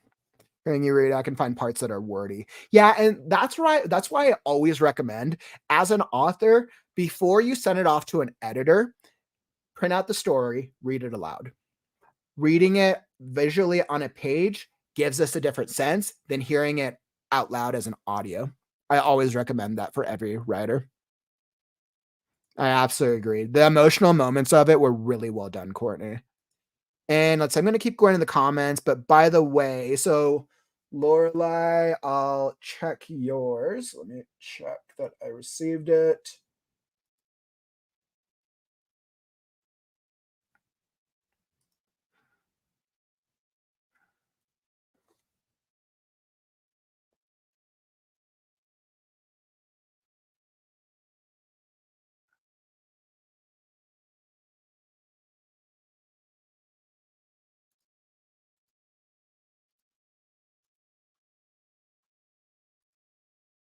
Okay, perfect. Yeah, I did. Okay, and let's see. So Courtney, yeah, Courtney was very emotional. Very, very great job.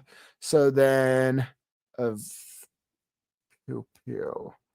All right, so I'll queue up Lorelai's then, and then the whole part, the character and the dialogue were very strong. Completely agree. It looks like the community's seeing a lot of the similar things that I spoke to, Courtney, which is awesome. Marcelo was like, "Damn, that was so powerful, amazing work. Really rooting for your MC to find some peace. I'm sure her late lover would want that for her too."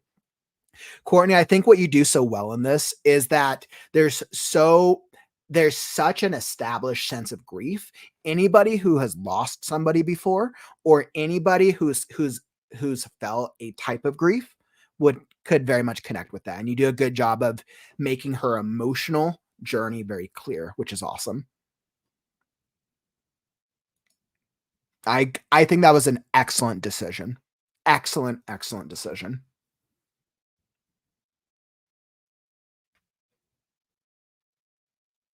They're like, no, I don't want to hate Bash.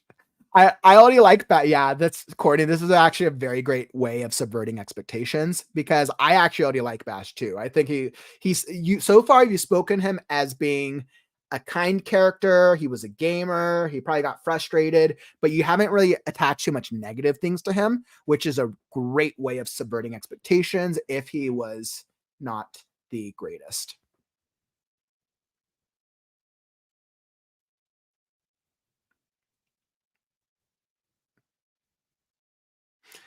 Marta, this is a great question. General question, if possible. What do you think should be the minimum description of the world where the plot is set? Great question. So that question or that answer is going to change with most writers, Marta. You want to think about the amount of description you use, less in terms of like a goal of like, okay, I need to use 10 world building things. I need to use 20 world building things. It's less about that. It's more about how are you painting the picture. And the reason it's different for each writer is because every writer author describes things differently. I've seen two generally very popular ways of using description for world building. So for world building, one type of writer uses a minimalist approach where they like to describe, they do the bare minimum. They'll do like some like setting up, like, okay, this is the buildings, and then let the reader fill in the picture. They'll do like one character description, let the reader fill in the picture. That's one strategy. Another strategy is doing describing everything possible. Both strategies work. It really depends. It comes down to this, Marta. What type of reading experience do you want the reader to have? While we are writing the stories ourselves, our own stories, we want to think about the readers and what type of reading experience. How do we want them to experience the story? Do we want them to experience it thinking of like, all right, I want them to know exactly where the world takes place. I want them to know the buildings, the animals, the people. I want them to know everything. Or do I just want to give them a few hints and let them fill in the pictures because I want them to focus on the plot?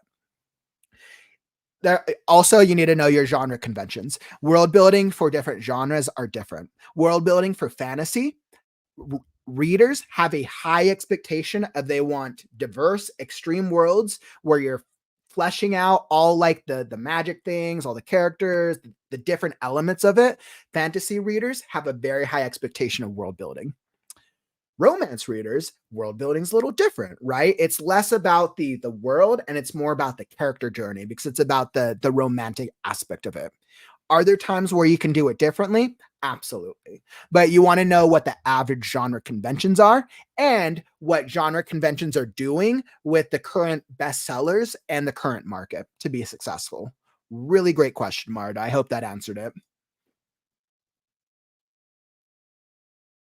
Yeah, yep, there you go. Spoken genre. Yep. Mass Toaster, great minds thinking alike. Thank you, my friend.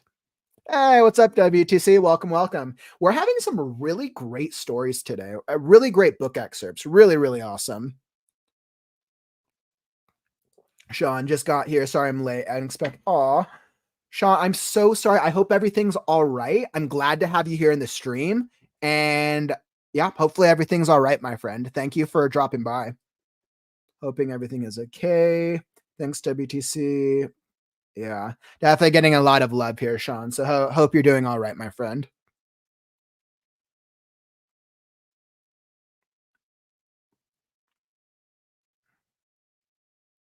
You could, right? So I don't think there's a right or wrong way to use italics. I think different writers, authors use italics differently.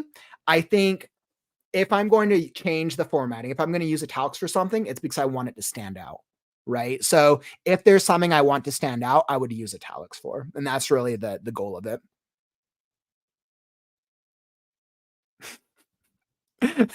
Thanks, Marta. You can ask all the questions you want. Questions are really great. If I can get to them, I absolutely will. All right, perfect. So it looks like now I should have Lorelai's action adventure all queued up. Beautiful. And let me just fix this.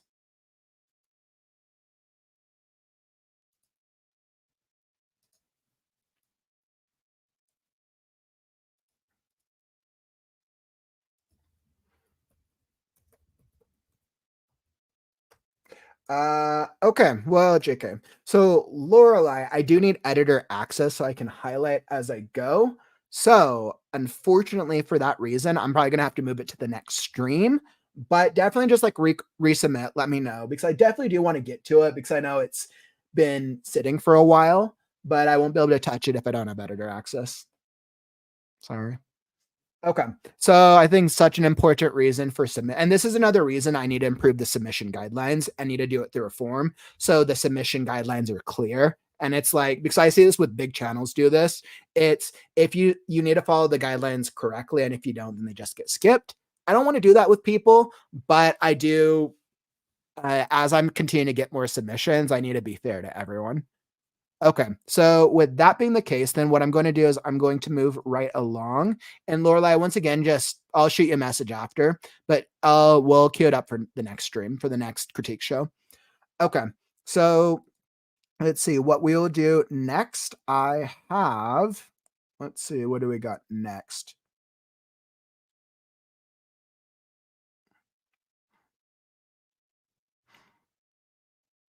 All right, so because I had to change my plan on here. So I'm just seeing what stories I have queued up next here. So I think what we'll hop into next is we'll go into fantasy. So all right, so Mary, we're gonna hop into your story. We'll hop into Crystal's, a fantasy story, a fantasy book excerpt from Mary Last. Awesome. And last we left off with our characters, once again, like every single time we hop into Mary's book, your writing improves exponentially. Last time we hopped into the story of Jasper and Danessa, the characters are continuing to evolve and grow, and I'm getting more and more engaged in their like overall character journey, and they're really growing, and like the magic of this world is interesting. So I'm going to be queuing up your story in just a second. Awesome. Perfect. All right, beautiful. And then before we do that, there's actually one. So, okay, so there's something I actually really want to share with all y'all. So, I am launching a new I'm launching an updated, redesigned coaching program. We're just gonna say like redesign. It's kind of like a redesigned web page slash coaching program. So I've just finished the web page for it. So I've realized with coaching, I've been trying to think about how do I make the process a little clearer in terms of what is the specific value you'll receive from my coaching service. The critique show is a great way of getting free feedback on your work, which is awesome. I'm always going to do the critique show. I'll never stop this because I love reading your stories. I love helping writers out there, especially because we're all trying to do this on a budget. Trust me, I understand. So the coaching program, Awesome. Let me go here. Website. Awesome. So I'm trying to position myself as an affordable writing coach. So this is the new webpage. If you want to go check it out, it's on my website, The Creative Ghost. And then here's the link if you want to go check it out yourself. Perfect. So this is for my coaching services. So my goal is to help you become a published author with a dedicated writing coach. So I have a whole setup where this kind of goes through all the pain points of what writers deal with. Why do you need a writing coach? This helps a lot of writers, a lot of first-time authors who are struggling. Maybe it's with motivation. Maybe you get unmotivated by people's feedback. Maybe you don't know how to have a consistent schedule or routine for your writing, or maybe you're just stuck in your book somewhere, right? And maybe you're like, hey, you know what? I'm written it, but the characters suck, or the world doesn't make sense. Or maybe you're still in the brainstorming stage of it and you're like, hey, you know what? I'm good with characters and world building, but I suck with plots. Then what we do is we can talk through the plotting. So essentially coaching is a tailored game plan where we work through whatever your needs are. My goal is to help you publish your first book and to help create consistency and accountability and motivation to get you there faster. Now, essentially with this page, I go into a little bit of the obstacles. I still have a couple of excerpts. I still have a couple of graphics I need to finish fixing on here. But essentially what I'm doing is I like to use what I'm now calling the brand new, the Be Me technique. So this is the beginning, middle, ending technique. I am of the belief that I can fix any story. I can fix any book excerpt ever. I feel confident in my capability with this technique, whether it is fantasy, sci-fi, romance, fiction, historical fiction, memoir, whatever. Because essentially every story follows a core hero's journey, right? The story is about your character. And with this technique, I've talked about it in the streams before. It's essentially relying on beating and outlining to really understand where is your hero at and then understanding what is your character missing. Then you can always translate the character to what's missing from the world building, what's missing from the plot, what's missing from the dialogue. So this is the technique I use. And this kind of goes a little bit in depth into some of the pain points of why writers might need a writing coach. I talk about accountability, encouragement, and some of our writers from the community. Thank you for your testimonials. I very much appreciate you. And then there's my little blurb. Oh, I love my picture. It's like that picture came out so good. Oh, I love it. Whenever I come out with a good, just a quality professional picture, I'm like, thank God. Awesome. So I do have a decent number of coaching clients, but the reason I'm launching this is because I need to grow the business. I need to invest. I want to invest in a studio. I want to invest in better equipment. I want to be able to travel to writing conventions and speak at writing conventions. I want to try. It's my dream that I can travel to every writing group starting with the US. I want to be able to travel and network at writing groups in all of the states. That's a little bit more long-term, but for me to get there, I need to get my business to the next level. To get it to the next level, I need to increase the volume of the number of coaching clients that I'm receiving. Awesome. And then I go into another pain point, and then I go into pricing. So what I'm doing is I've broken it up into, these are my 3 price distinctions. If you want a low-cost option and you want something that's super cheap, go with my 30 an hour. This is for all of you who are on a budget and you're like, hey, maybe I need feedback on this part of the story. Maybe I need to talk through a thing. This is great for if you want to test it out and see what it feels like. Or I've now included a monthly option. This is for okay, you know what? I'm investing in my book. I know I need the consistent help every month. This is the monthly payment. It's $100 for a writing coach. This is the monthly commitment, and then you'll get all of the things listed below. And then this is the book development session. This is more if you're like, all right, I've either had ideas for the book and I need to flesh out all the things and help it make sense so I can write it more easily. Or this is, I already have drafts of a book and I kind of need to talk through, get feedback and all that. So this is the pricing structure. And then I list out all of the different values that you can receive from coaching, book critique and review. We go through a 5-draft development plan. You get an accountability partner, right? Which is so amazing for any writers who deal with lack of consistency, who deal with writer's block, or deal with procrastination. You get blurb feedback and development, because every book needs a blurb. Every script needs a blurb or a pitch, so that way you can pitch it to producers, so that way they will want to buy it. We also develop a series Bible, right? So this is important if you're writing multiple books of a series, or even if it's just one book, for you to remember all the different details, all the different things, if you don't have a pre-existing system in place. This includes book and script edits up to a certain extent.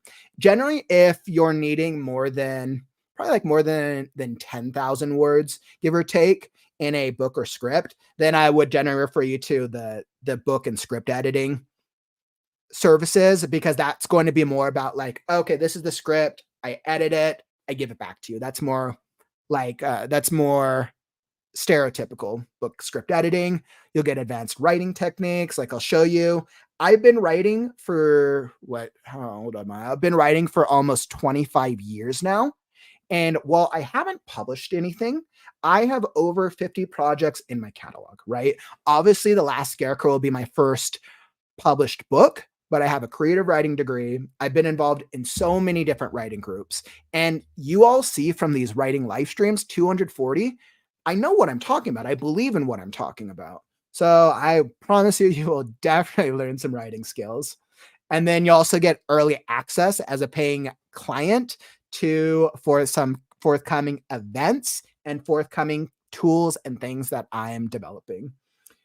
Awesome. The link says it is $60 an hour. Oh yeah, I need to fix let's see, because that says under the services pricing. I need to fix that. So I would say, thanks for that call out, Courtney. Very much appreciated. Clearly, so I developed that coaching page, I clearly need to update the main one, but thank you. And if you have like any questions about the process, like, hey, I'm interested, but I want to learn more, just shoot me an email. You can click on any of those links, any of those buttons at the coaching page. And then once again, the coaching page is essentially its own page, and there's a link for y'all again if you want to check it out. Yeah, but thanks for catching the services and pricing one. I just haven't got into editing that specific page yet, because I just finished the coaching page, because I was trying to launch the coaching page for the holiday weekend.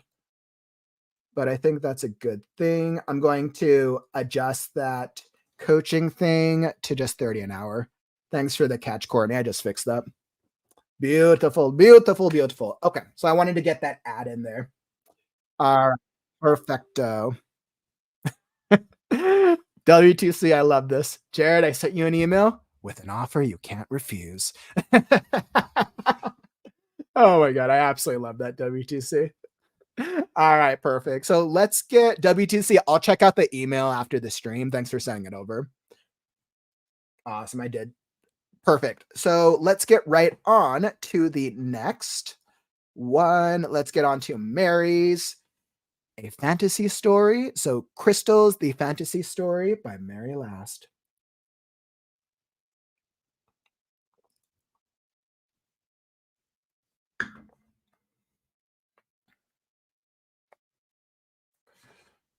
Excellent. Perfect. So what I am going to do, let me drop that. I'm going to drop that from the stream. Don't need that anymore. All right. And then let me pull up Mary. So I got, perfect. So I have your story. Looks like we're on chapter 5 of the crystals. Perfect.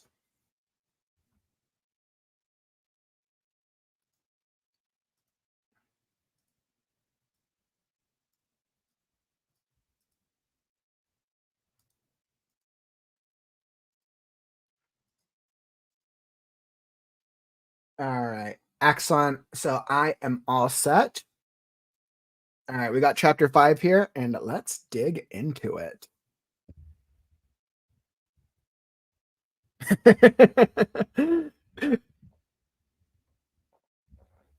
That's so awesome. Looks like I won't have to wait till holiday specials to work with you again. Absolutely.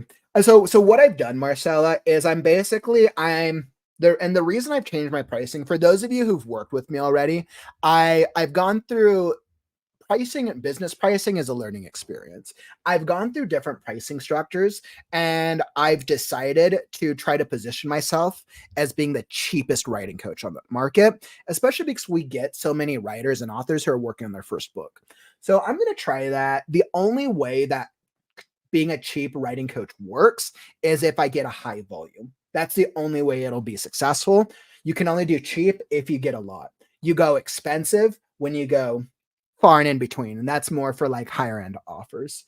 So I'm going to be trying it out where we're going to test it out, and I'm going to be wrapping up some of the logistics of the website. So it'll be fully updated a little later today, but I wanted to like launch it with all you here.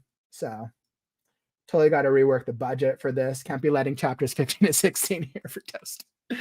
Courtney, you're having a built-in readership now. You got to be clear.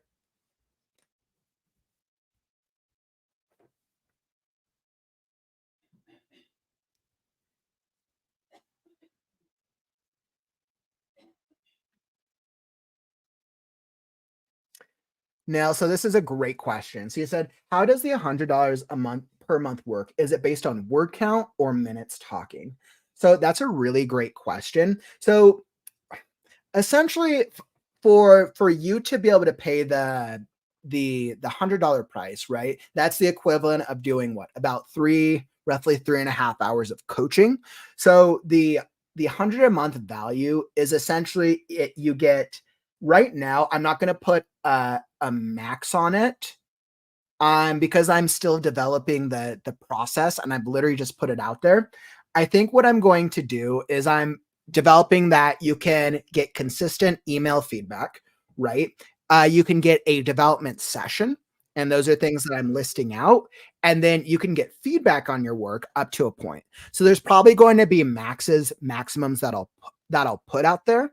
If you have like more questions about that $100 pricing, definitely just keep messaging me.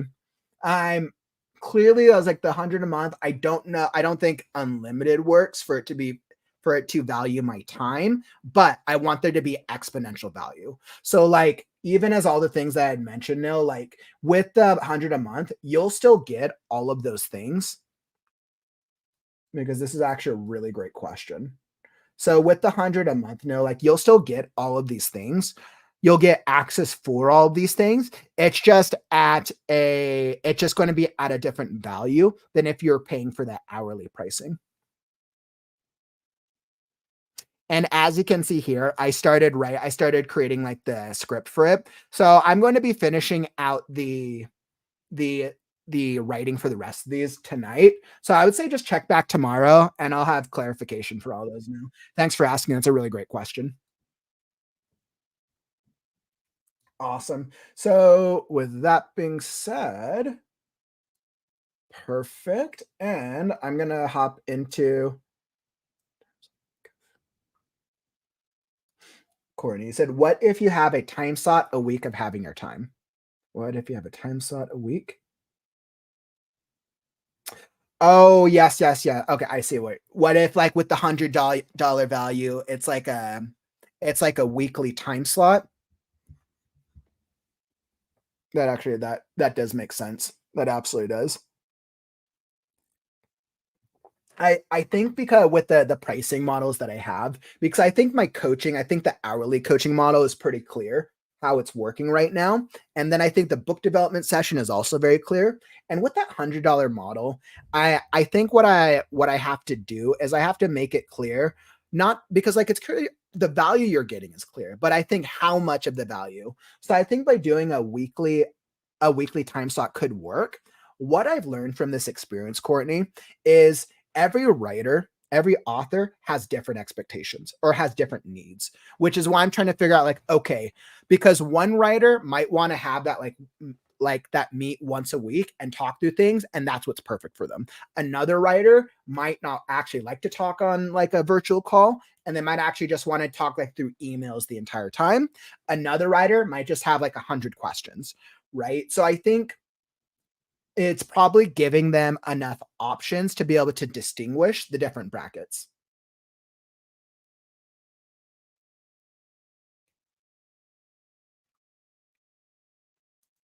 But I think that's absolutely a great that's a great strategy, Courtney. Thank you. I really appreciate that. That's a really great idea.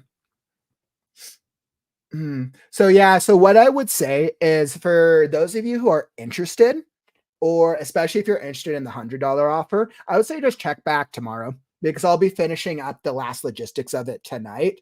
And I'll be making sure that's clear because now that is a 100% great question that most people will be thinking if they're interested in that value proposition. Marta, oh, you're not 100 questions, you're a million questions. No, I'm just messing. All right, perfect. Let's get into Mary's story. Those are all really great questions. If any other questions come to mind on my coaching services, just drop them down in the chat. Thank you. Really appreciate that. Hmm. All right, beautiful. So let's go in to the crystals, chapter 5.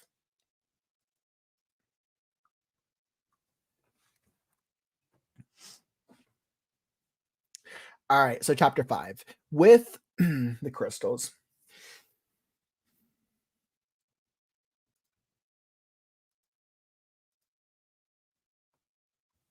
With the clouds building, it was getting very dark in the cave. Danessa sighed. She had dropped most of her precious food and her only had a small piece of cheese and one mouthful of bread. I guess this will have to do. Her voice echoed between the stone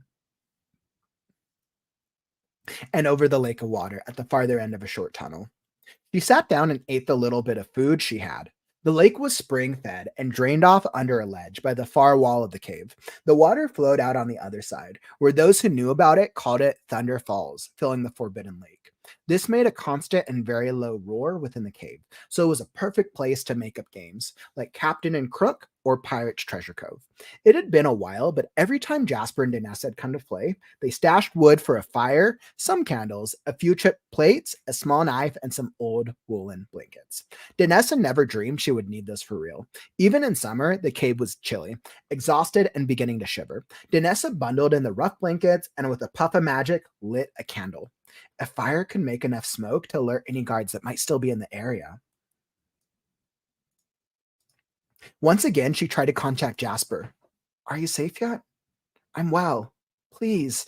Still no answer. She could sense someone near him, but didn't know who it was. There was one thing to do before she could rest, recalling the energy cycle her Aunt Gwen had told her about. She put the crystal on the ground near the lake. She chanted, born from the water of life. She sprinkled a few drops on the orb. A gift from Mother Earth. Bringing the candle near her, she continued, that is warmed by the fire. We breathe and seek the balance of all things. The crystal glowed with a brilliant rainbow of colors, then dimmed and returned to clear. Outside, lightning flashed. She always loved storms. It began to rain, and the sound of thunder rolled through the cave. Jasper? She could see him now. He was with Mole and free of the guards. But she also saw a bandage. No, Jasper, Mole, she tried again. Jasper, are you okay? Still no answer. She was worried, then angry. As kids, using magic was almost fun. Now, because they were in terrible danger, what good is magic if you can't help those you love? She stared at her crystal. She was tempted to throw it away and never see it again. For a moment, she hated who she was. Danessa gasped as the crystal began to fill with a dark, gray smoke, as the cave itself seemed to rumble. Rocks fell by the opening, blocking it, trapping her inside. She couldn't get out that way, but neither could the guards find her. She dropped the orb and scooted back from it. As she continued staring, it settled back to clear. Danessa swallowed hard. Aunt Gwen's warning slid through her mind. Like Jasper, she wondered if their aunt had lived long enough. What else she could have taught them? Danessa breathed deep and settled her mind, then put the crystal in her cloak. She sat and stared at the lake for what seemed like hours, wondering when it might be safe to try and move the stones to leave. Eventually, She was so exhausted, she fell into a restless sleep. Mole led Jasper to his private room and pulled out his makeshift medical kit. What's that for? Jasper looked confused. "Mm, I thought you might want to take care of that." He pointed to a bloody cut that was oozing from Jasper's right leg, staining his pants. Wow, I guess I was so focused on the guards I never even felt it.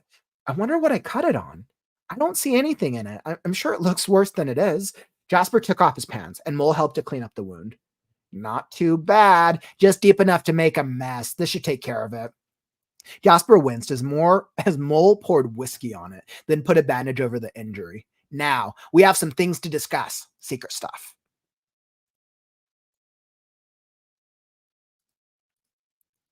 Look, I really appreciate what you've done here, but I need to get to D. Jasper pulled up his pants. I have to make sure she's okay. Mole blocked the way and stared. Why not use your magic?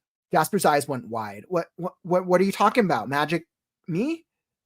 I know about the crystals. I always suspected they were more than, how did D put it? Just a piece of glass that just makes things look funny. Jasper looked down, frozen to the floor. How? Who told you about? I was outside the tavern when that old busybody lady rat told the guards. She told them your names and what you looked like. Jasper's eyes opened wide. Oh, oh, they paid her. Chatty old biddy for the right price she is. So how do they work anyway? Jasper ran his fingers through his hair and looked away. He was thankful Mole hadn't betrayed him.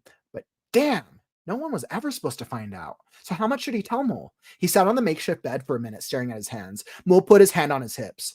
Well, you aren't going to try and deny it. I'm not sure if I'm really curious or really angry. With all we've been through, you don't think you can trust me? His voice rising. I can't. Jasper held his hand up. If you know too much, your life could be at risk too. Are you serious? Like, I don't take risks every day just trying to stay alive. And by the way, I saw D headed out to the woods. Pretty sure she made it. She always could outrun a rabbit. Was that her magic? Jasper breathed a heavy sigh and nodded. Yeah. She calls it making her feet light. She's always been much better at all this than I am. So, what can you do with those anyway? Mole nodded, his head towards the bulge in Jasper's cloak. All right, I'll tell you, but you have to promise to keep anything about this to yourself. Mole gave a dismissive wave of a hand. Yeah, sure. I mean it. Blood swear. This was the tightest bond among the urchins. Jasper took out his penknife, cut his palm. He held the knife out to Mole, who cut his own palm also. They clasped hands, and together they swore the oath. Blood is blood until the end. Satisfied, Jasper told Mole about what he could do with the crystal. D and I can sort of communicate no matter how far away we are from each other. I can use it to make people not see me, but I'm not really invisible. That takes a lot of concentration, though. I can influence people, but I can't really control them. Like, I can put an idea in their head and they think it's their own thought. It takes a lot of energy, so I don't use it very often. Mole opened his mouth to speak, but Jasper held up his hand. I know, but it's complicated. D is stronger and much better at all this than I am. His voice had an almost jealous tone.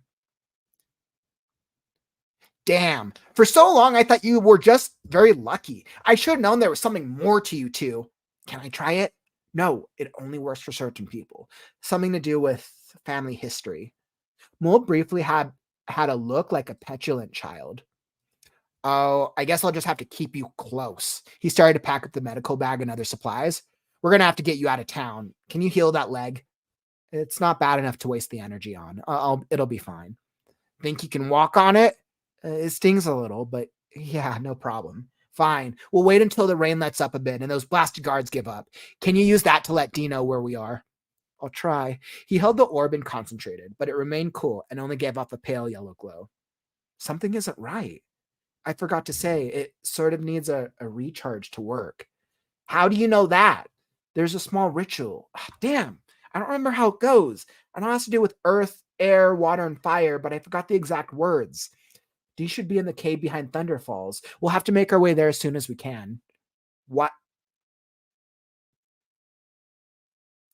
What cave? Jasper had a tinge of annoyance. This was another secret Jasper had. We found it as kids, and I haven't been there in years. Until now, I haven't even thought about it. But it's the best hiding place in the woods. Ugh, I hope she made it there. Mole crossed his arms. Anything else I need to know? Jasper looked away. I don't think so. Not anything I can think of right now, anyway. I promise. If I do think of something, I'll tell you. Blood to the end, right?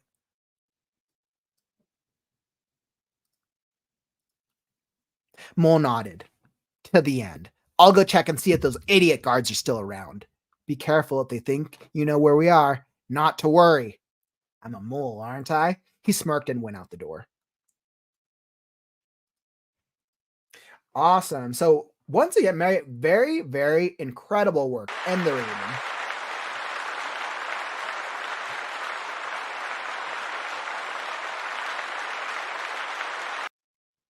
Perfect. So that was very, very well done, Mary. Once again, what I'm loving is that you're with each chapter that we're reading, and then with each further development of this, the characters are continuing to grow and come to life more and more off the page. By this chapter, with how much you've grown from the earlier submissions, I have a much better understanding of who Jasper and Danessa and Mole are. Now, I think the opportunities for this are just adding some more like descriptions and some more elements to further bring out what you're doing well. I don't feel like that you no longer have no sense of some of the things. I actually think what you're doing really well is you're actually touching upon all five of the elements really well. Your characters, you have a really good sense of your characters now.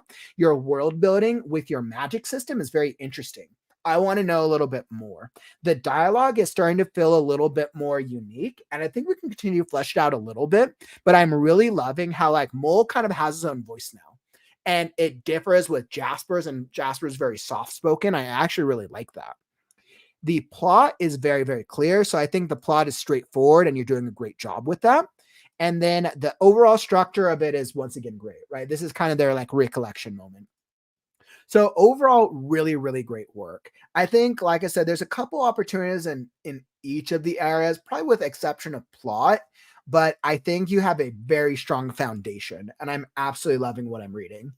So as I'm hopping into it, we're back with Danessa. She trapped in her cave.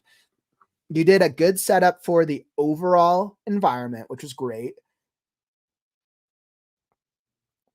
I absolutely love that this is called Thunder Falls. This kind of gives me that it's kind of gives me the name of that animated show Gravity Falls. But I love Thunder Falls. This is great. Behind the Forbidden Lake. This is awesome. Really great world building.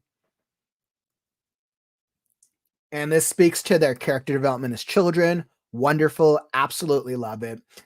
So you've done some really great world building. Exhausted and beginning to shiver, Janessa bundled in the rough blankets and with a puff of magic lit a candle. I absolutely love this.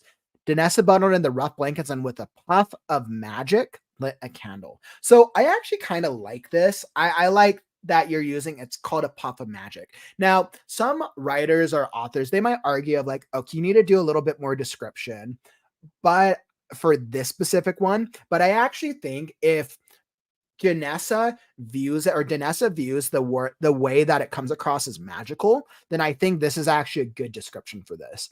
Now, you could always say, like, okay, with a puff of smoke, a puff of wind, a puff of dust, like whatever. But I think magic kind of creates this like magical element to it.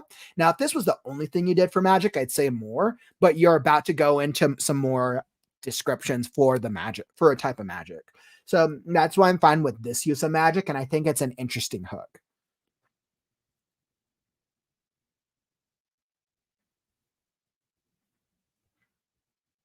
And I love that you're really playing into them being able to contact through the crystal, that you've incorporated their communication with each other through the plot very, very well. Really, really great job. So I actually so this is a really good foreshadowing. He could sense someone near him, but didn't know who it was. I think this is absolutely incredible. Really great work. And then we're kind of going into this. So then with here, we go into she's doing this ritual, which is really, really cool. So this is something I'd recommend because this is one ritual. I would actually make this all one paragraph. because since bringing the candle near her, or yeah, because I don't think I would split up these actions as much because this is kind of I kind of want the almost I want the reader to have this sense with this one ritual as like a single moment.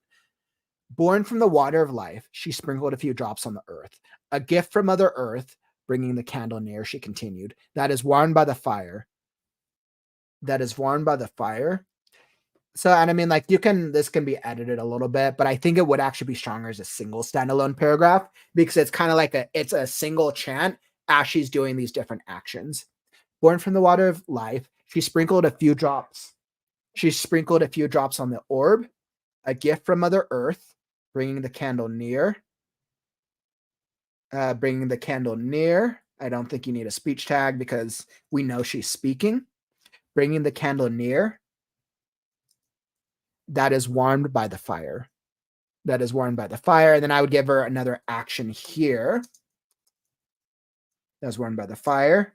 She, her fingers graced the burning candle. That her fingers graced the flames. We breathe and seek the balance of all things. And I think this would just be a little stronger. Now, this is a little subjective, but I think this would place the reader's focus on the ritual moment of this magical thing, right? So we're exploring the magic of this world, and it's telling us that to access the magic, you have to have an incantation. She sprinkled. So your type of magic system is focusing on an incantation and using ingredients. So a little kind of like how witch magic tends to work sometimes. So it needs an incantation and objects or items for it to work, which makes sense because we've kind of explored that a little bit with the crystal. The crystal itself can work, but with this, she's doing a ritual. And it sounds like this revolves around the crystal itself. So the question that I ask is, why does she not need to do a ritual when she's communicating to Jasper? How come this thing requires a ritual, but then the other one doesn't? Or actually, I guess like what is she doing? Okay, no, just kidding. You actually explained that, right? So she could use the crystal at any time, but she's only able to use it on a surface level. And I think I think you might want to add maybe like a sentence somewhere. So the crystal can be used at any time, but you can only use it at like it barely works. If you want a stronger effect, like crystal level 2, you basically need to do a ritual to basically enhance and bring out its power. And I actually think that's really awesome. The crystal briefly glowed with a brilliant rainbow of colors, then dimmed and returned to clear. I would give a little bit more description. I would give like a couple sentences because this is such a cool moment. I want to know, like, with a brilliant rainbow of colors, like the crystal, if I was working on this, I'd be like, the crystal lit up. A brilliant hue of a brilliant or a hue of vibrant colors cascaded along the cavern walls, nearly blinding her before it returned. Nearly blinding her. She covered her eyes with one hand as the glow returned to a dull thrum. Something along that, right? Because this is such a cool moment. I would give a little bit more description there because this is awesome. Let's see. And then outside lightning flashed. She always loved storms.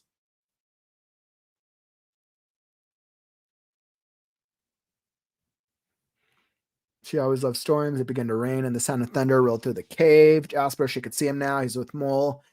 Three of the guards, but she also saw a bandage. No, Jasper. Mole, she tried again. Jasper, you okay? So I actually have a recommendation, Mary, and you can run with this or not run with this. But I think, what if instead of her just seeing Jasper with Mole, what if she saw Jasper with Mole and Jasper telling Mole one of their secrets?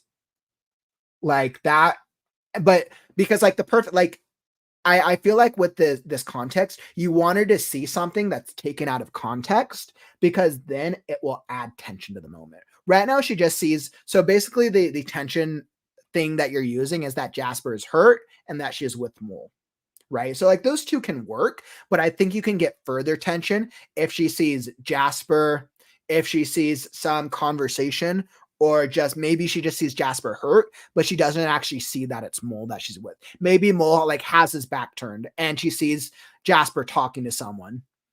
Maybe she thinks Jasper's been captured, right? What even if he hasn't been, but I think that would create really, really great tension for this moment. And just something to just a recommendation, but I think that that could up the stakes for it. I would also make this another paragraph.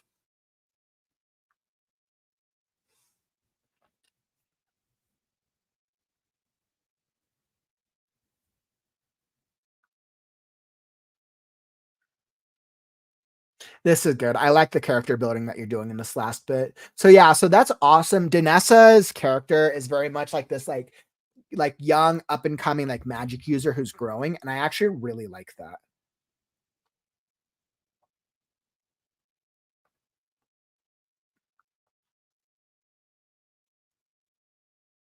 I think if I was going to add maybe a couple more descriptions, yeah, like I said, add more descriptions of the magic itself working, and then I would also add some descriptions on what is Danessa like wearing, or does she like, are there things that she's doing with her body while she's doing the ritual? Like, does she like fidget through her hair? Is she like tightening her cloak? Is it cold in there? I think maybe I want like a touch on some of the other senses. I think that's what it is that could help improve this, right? So beyond what we're seeing, what do we hear? How does this magic, what do we hear from it? How does it smell? Because you mentioned it lighting up. You also mentioned the fire. How does it, is there any type of taste in the air? When the crystal gives off, does it give off like residue? I think that would be really interesting. So just a couple of things to keep in mind. And then we get to Jasper. I absolutely love Jasper and Mole. Jasper and Mole's con. It's interesting because I love something from both these sections. From Danessa's section, I absolutely love this little like this magic ritual. I love learning about this magic system. From Jasper and Mole, I love Mole's character so much. He is literally I think Mole now might be my new favorite character in comparison to what do you call her, a rat lady, which is really funny. There's something that's kind of there's something ironic with Mole calling her a rat lady. That was hilarious.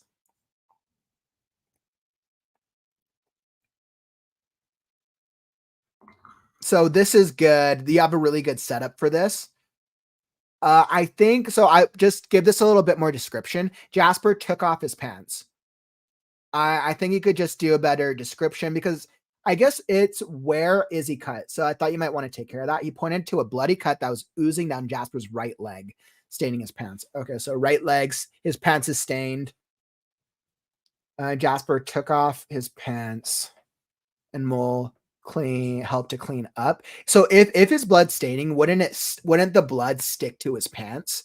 And I think that's just something to keep in mind. Like, wouldn't like he roll the pants up? I guess it's because I don't know where he's bleeding from. And this could just be because I'm reading it since it's been a couple weeks since we read the last section. But if it's like his lower leg, then why not just roll the pants up? But if it's like his thigh, like that makes sense. But I think you would clarify, like, okay, then you have to roll him down to his knees for him to take care of it. So I think just giving a little bit more clarity on like where the cut is and then how bad. And then the like kind of like the stickiness of like his blood, right? Now Jasper's just realizing he got cut. I'm like, that's fine. But now that he realizes he's been cut, how does it make him feel? Does it hurt? Is it a flesh wound? Is it nothing? Like, so I think just a little description for that. It's his upper thigh. Yeah. So then if that's the case, Murray, then he probably won't need to pull his pants down all the way, right? You probably just need to roll it down, like pull it down to like his I mean, I guess he could all the way. There's no right or wrong way to do this. So I think it would just be clarifying then where it is and how they respond to like the blood.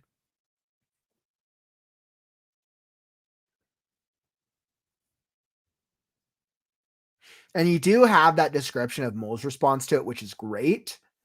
Because Jasper is our point of view. We also want to know that Jasper. Yeah, because Jasper, I believe since Jasper's our POV character and we'll let Jasper do his prior input out his makeshift. Because if Jasper is the POV character, I also want to know how Jasper feels about it.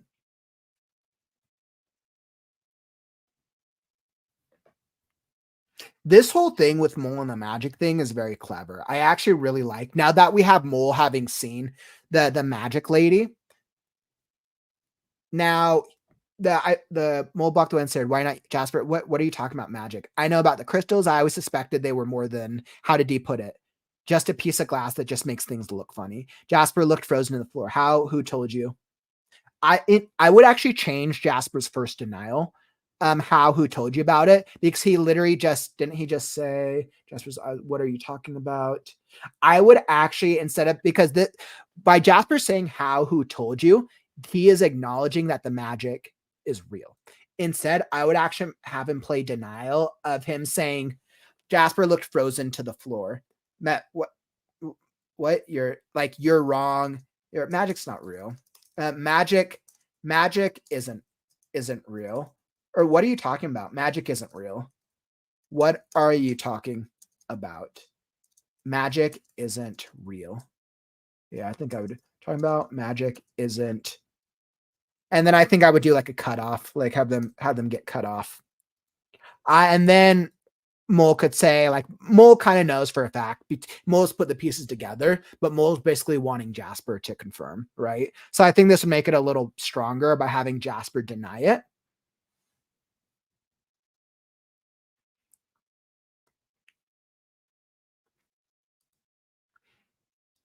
I was also the time when that old busybody lady. I absolutely love that you call her Lady Rat. Once again, like, Mary, that was so clever. Great name choice. Lady Rat's my favorite character, and now Mole is my second favorite character. I love these characters. She told them your names, and this is great. So this is great now that you're bringing this information to our protagonists, and I think that's a really great. Well done. And I love that you include descriptions like this of how Jasper's responding. You do a better job of Jasper and his fidgeting than you do with Danessa. I think I just want like a couple more moments like this with Danessa. But what you did with Danessa's magic system was really awesome.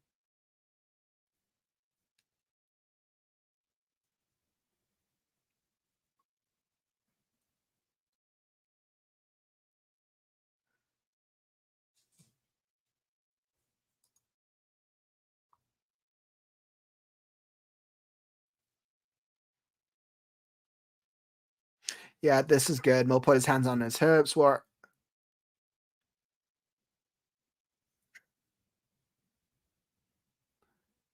I don't think I think for Mole, I don't think we need the curious or angry line.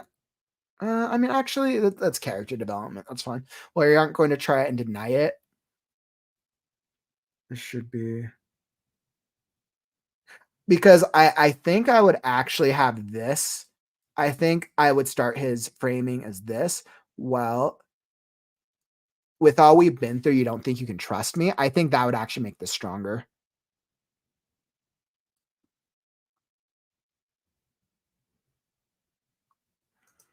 Yeah, I think I would do it like this, so it just makes it a little bit more poignant. With all we've been through, you don't think you can trust me? I'm not sure if I'm really curious or really angry. I'm not sure if I'm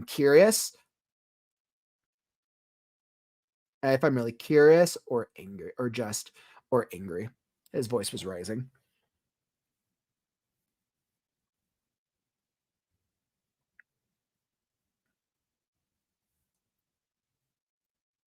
And I think then that's good. I like that. So it's just like some little like editing and some additional descriptions. And then he kind of talks about it, and this is good.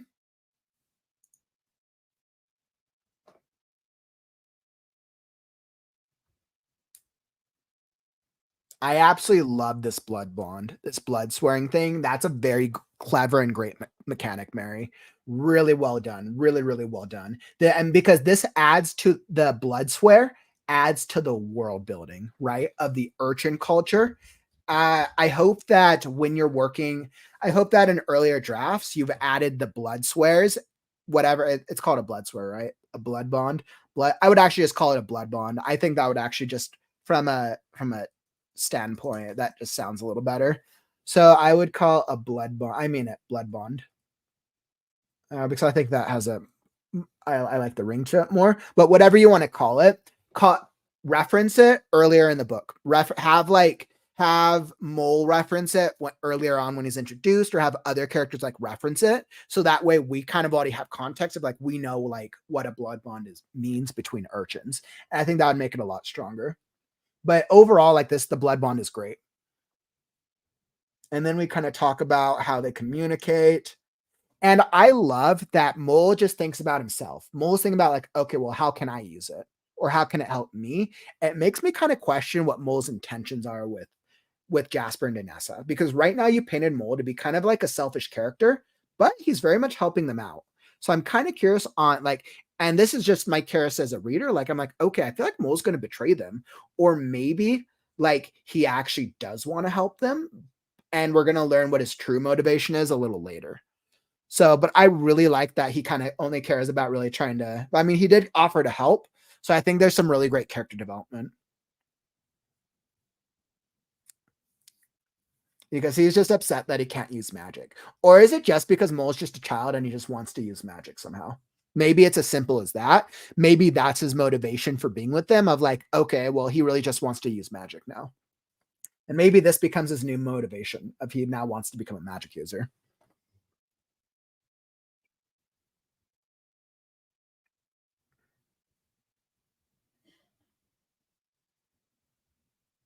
I know he says damn, but I haven't really seen him swear too much. So I'm not sure if swearing this kind of sounds a little off for him, because I haven't seen Jasper really swearing.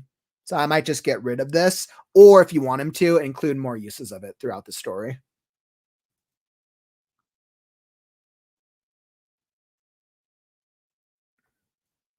And then I like this the Thunderfalls cave thing is great.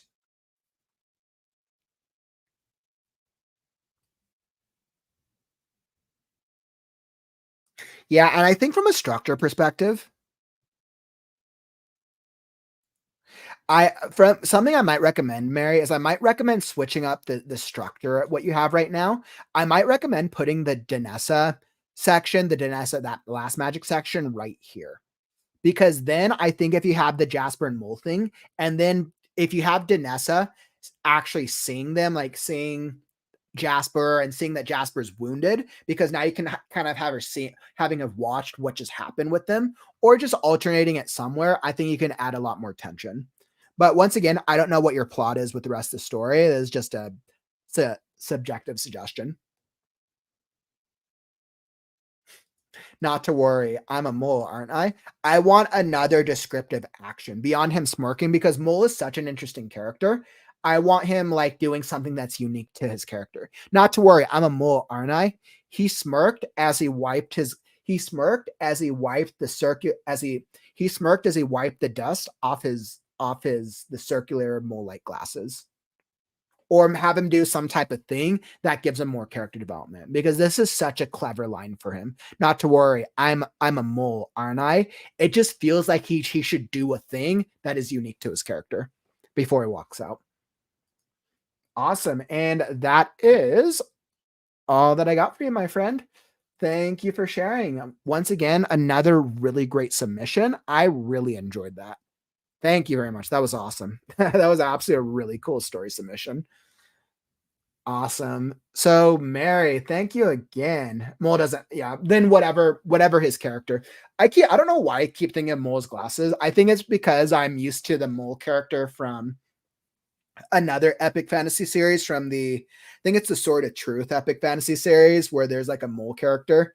And I don't know why I think of moles as having glasses. Yeah, I think anytime I think of a mole character, they always have glasses for some reason. Your character doesn't have to have glasses. I'm just saying, for some reason, I think of mole characters as having glasses. Awesome, but thanks for the clarification. Excellent. And let's see. So let's see what we got. I like the story.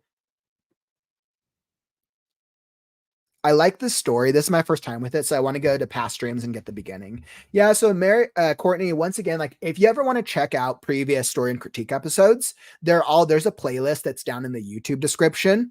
And in the YouTube description of every story and critique show episode, it lists all of the stories, all of the book excerpts, and the time codes of where you can hop. So, and this goes for anyone here. If you ever want to check out previous story and critique episodes, today is episode 27. So if you want to ever check out any of the previous 26 episodes, down in the YouTube description below.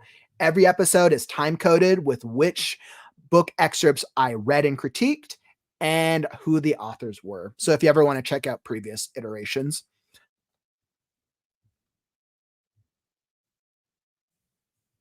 Ooh, I kind of rainbow of colors that danced off the walls of the cave before the light faded, returning the crystal to its clear color. I like that too. Oh, Marta, that's awesome. That's awesome. So like clearly the cover resonated with someone. That's incredible, my friend. Woo, you're like just making a book sale. That's awesome. Or pre-order. And I think this is a great reason that as authors, once we put out a book cover, once we put out certain things, you have to have somewhere to send people, right? This is a reason that you need a website. And like I don't know if WTC is still here, but like you need a website for your book. If you don't have the time, or if you don't have the time to build one yourself, and you don't have the resources to buy to pay somebody to do it for you, I recommend like the Squarespace. Squarespace is what I use. Wix is another one. They have preset frameworks that are super easy. Like pay like the $10 or $20 a month, however much it's going to cost you. Just do one page. Do one web page. Don't do a full website. Do a single web page. Spend one Saturday or one Sunday or one day when you're not working and do the page. You will really appreciate it, because when somebody asks about your book, you need to send them somewhere. Unless you have a pre-order set up, like if you're doing crowdfunding or you've set up pre-ordering, you got to send them somewhere. That's my biggest thing, because otherwise then it's a missed opportunity. And I think it's more important simply because you've released the cover design. I think when we're still early on in the book development process, like we're still writing the rough draft, not as critical. I think it's just more important when you start getting like further along in the process, once the book cover's out, once you start talking about dates and that type of thing. But that's so awesome, Marta. Thanks for sharing.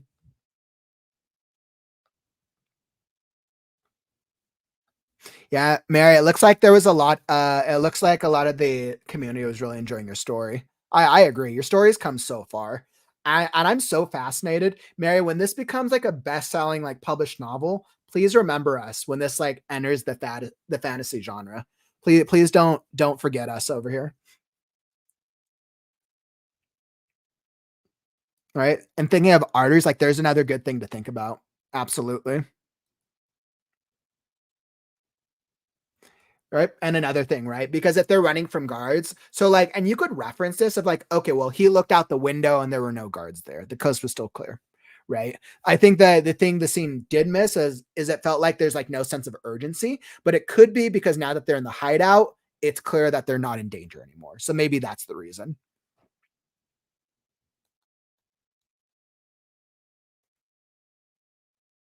Awesome. And it sounds like Marta has a good book cover design artist. That's really cool, Marta. Thanks for sharing. Feel free to drop the link in the chat if anybody's in looking for a book cover design artist right now. Yeah, Courtney's giving some really great recommendations with blood. And these are just great things to think about when characters are wounded or bleeding or any type of injury. Right. And this is always the interesting thing, right? So you always want to look through as many artists as possible and then find book cover design artists who A are within your budget and then B are of a similar style that you're looking for, right? I don't think you always have to get a cover design artist that's within the same genre. If I think cover design artists should have familiarity with industry trends, but I think if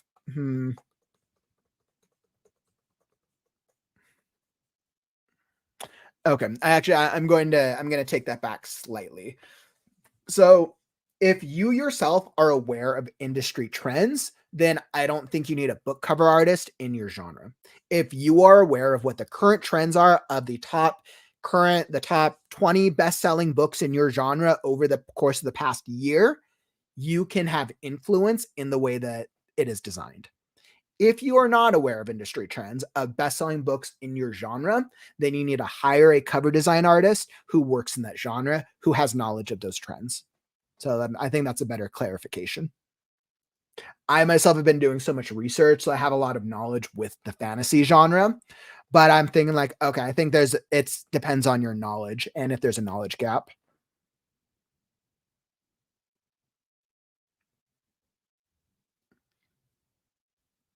I mean, like book cover designs are really interesting. I mean, if you are all if I mean, we could always do a stream in the future if you want a more of a deep dive in book cover designs and cover design theory.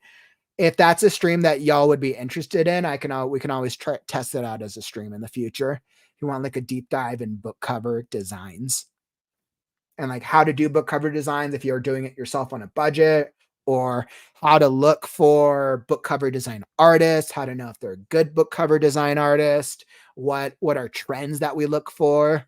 I would absolutely be happy to do that. I'd probably bring in a guest expert, somebody who is has more expertise in the industry, but I think that would absolutely be a great episode if that's something you guys are interested in.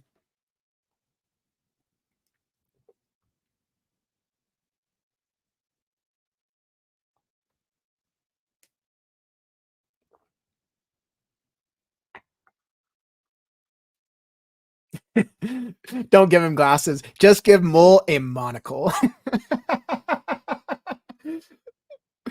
Oh my goodness. Mary, I think you should do that. It would be so unique. Mole just carries a monocle with him. And like he doesn't need it. He just does it to look cool. Or maybe to look scary. That's kind of clever. Yeah, and both those of you who are looking for website design, I was saying WTC does website design services. Definitely reach out to him if you're needing somebody to design your website. We did a website design stream a while back, which is super awesome. Hopefully be doing another one in the coming. Hopefully be doing another one soon. WTC, I know I need to connect with you. So since you sent your the email, check it out and respond later.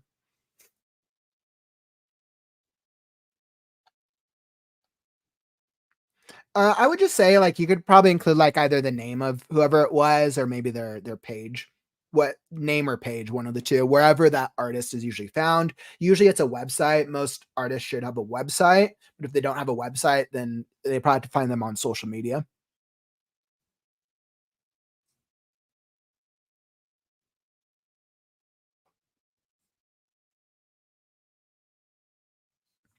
Okay, okay, gotcha. So you're talking about the website design page. So Marta, what I would recommend, then this is great because this is what Doreen's talking to. So I think we did about a month and a half, maybe 2 months ago. WTC joined me on the stream and we did a website design live stream. What I would recommend, go on the YouTube, on the Right Now YouTube channel, under the live events playlist are all the one-time events that we've done with the Right Now community. I want to say we've done about 7 or 8, I think, like standalone events. And the website design one was one of them. I would go watch that live stream, go watch the full thing. WTC, he gives so much incredible advice. Like I literally learned so much from my own website design theory. But if you want to learn more just about like theory and things to be aware of, I would definitely check that out. It was absolutely a great stream.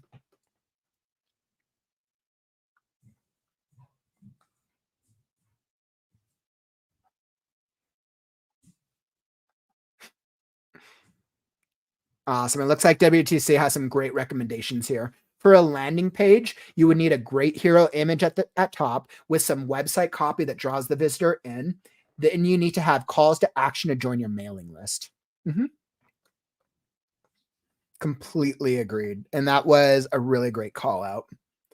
So a hero image is like whether that's an image of like yourself or your book. Usually for authors, it's like a book, or maybe it's like of a character. A hero image is a character. Should be the first thing they see with some sort of like intro, like wording that pulls the reader or pulls the person into the website, and then you need the call to actions. Now, if you don't, let's say you don't have a mailing list yet, you give them some type of call to action, something to click on to follow you more, do something with you. Mailing list is always recommended, but in the meantime, you should definitely have some type of call to action. You also need an about section, a book section, and any other sections that speak to what you do or what you offer, where you will be.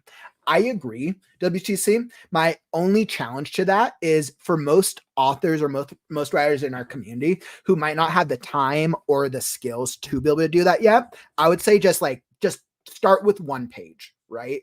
I think like that's kind of like what I'm thinking. Like, okay, just start with the one page, do the one page about the book, and then expand from there and work out page by page. Absolutely, you need all those other pages, agreed.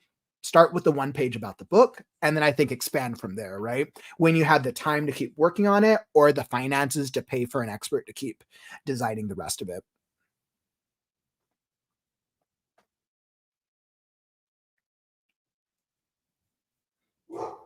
Let's see. I hate the trends of my genre. I refuse to buy them right now. Only ebooks until getting. Courtney, the only funny thing with that is you can hate the market as much as you want, but people and readers spend and prove trust with money. So there's a reason trends are a thing, and there's a reason that thousands, millions of readers have chosen certain conventions. Now, maybe there's an aspect of like marketing and what publishing houses want. There's probably a huge aspect of that, but we can hate the market, but the market proves its own facts based off how people spend money. So hate it, but we still got to work with it regardless. Love-hate relationship. Jared could review. Yeah, I would love to review a book covers. That'd be an absolutely fun stream. If that's something you would mind, but I ignored the advices. And like, this is the thing, right? Because like Marta, the thing is like your book cover could be successful. Book cover design theory is very subjective because it's like the same thing with that I deal with like the YouTube video thumbnails. Do I have 1 million views on videos yet? No. Will I eventually one day? Maybe, hopefully, right? But it's a learning process, and it's understanding the different elements of like color design theory. Why would somebody click on it? Would I say I'm an expert? Absolutely not. Am I an enthusiast? And can I speak to a lot of the things I've learned? Absolutely. And we also have to remember that a lot of advice, whether from myself or from other content creators, can be subjective. So you always have to know where you have to take key learnings from people and then take them into your approach and make your own decision based on what you think will be best. Great call out, Marta. Monocle without the oh my goodness. Mary, yeah, that's even funnier. Mole has a monocle with no lens, and it should have like the gold chain. Uh, that's absolutely hilarious, Courtney. I think that would be an awesome addition. I want a character with a lensless monocle. I know. More like Mary's like, no, he does not wear glasses. I still hope that Mary, that you have a monocle character now in your story. Right now, these can all be sections on a single. Oh, okay, perfect. Yeah, I think I was thinking of it as different landing pages, but that's actually really good to know. So it's kind of making it as different areas. That's actually a really great call out, WTC. Really, really great call out. For some reason, I was thinking of it as different pages. You also need an about section. Yeah, okay, that makes sense. So then basically like you're scrolling down and like they learn about you, they learn about the book, they learn about what you're offering. That makes so much more sense, WTC. I misread that. Thanks for the clarification.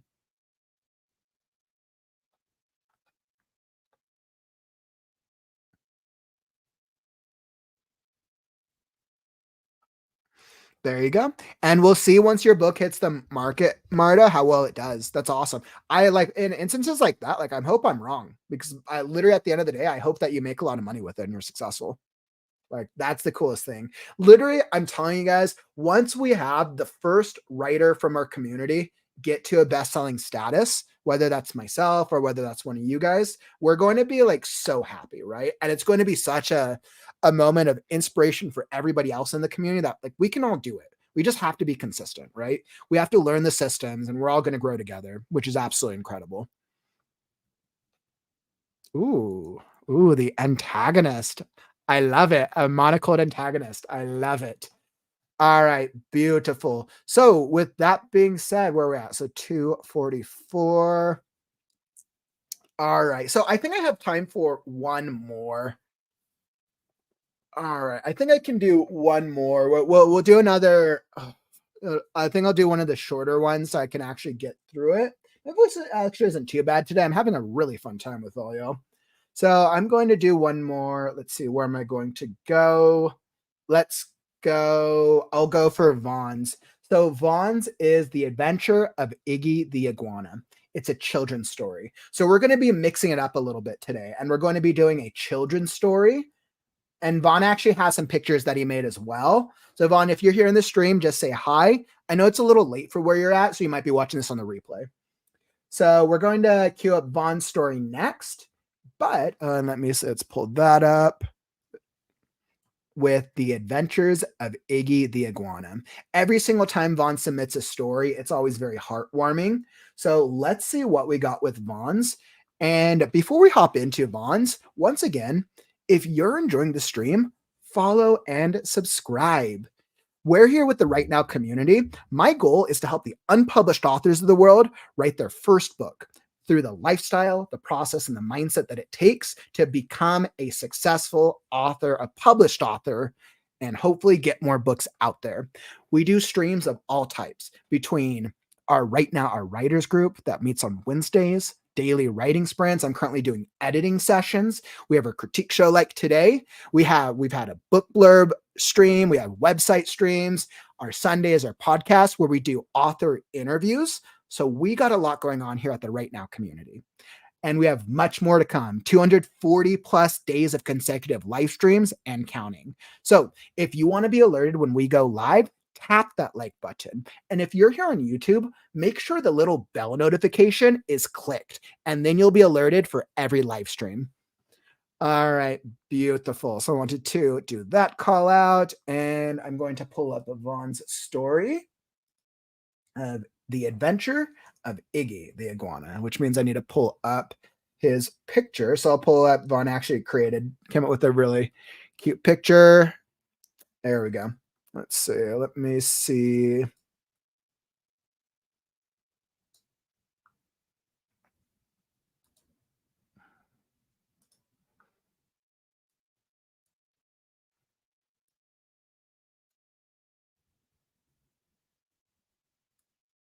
Oh, okay. It doesn't want to let me. Oh, yeah, you break. See that. Okay, well, there's the things I'm looking for. That's what you get. Claire doesn't want to go smaller. Okay, so this is going to be The Adventure of Iggy the Iguana. And this will be just like a short, fun little children's story. I know it sounds like I believe Vaughn wrote it for his younger cousin, I believe. Let's see. Vaughn. Let me see. So this is dedicated to Theo. The Adventure of Iggy the Iguana, which he wrote for Theo, which is actually very heartwarming. Okay.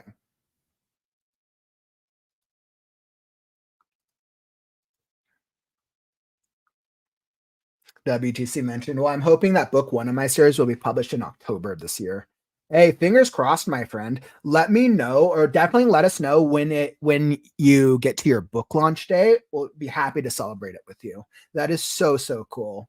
So cool, my friend. I know you're working on a long series, so that's really awesome. Good luck with the journey, and hopefully you get to sell lots of books. I know this was kind of like a cool little thing. So this is a children's story. I know Vaughn had a couple pictures, and this one is one that stood out for me. So this is The Adventure of Iggy the Iguana.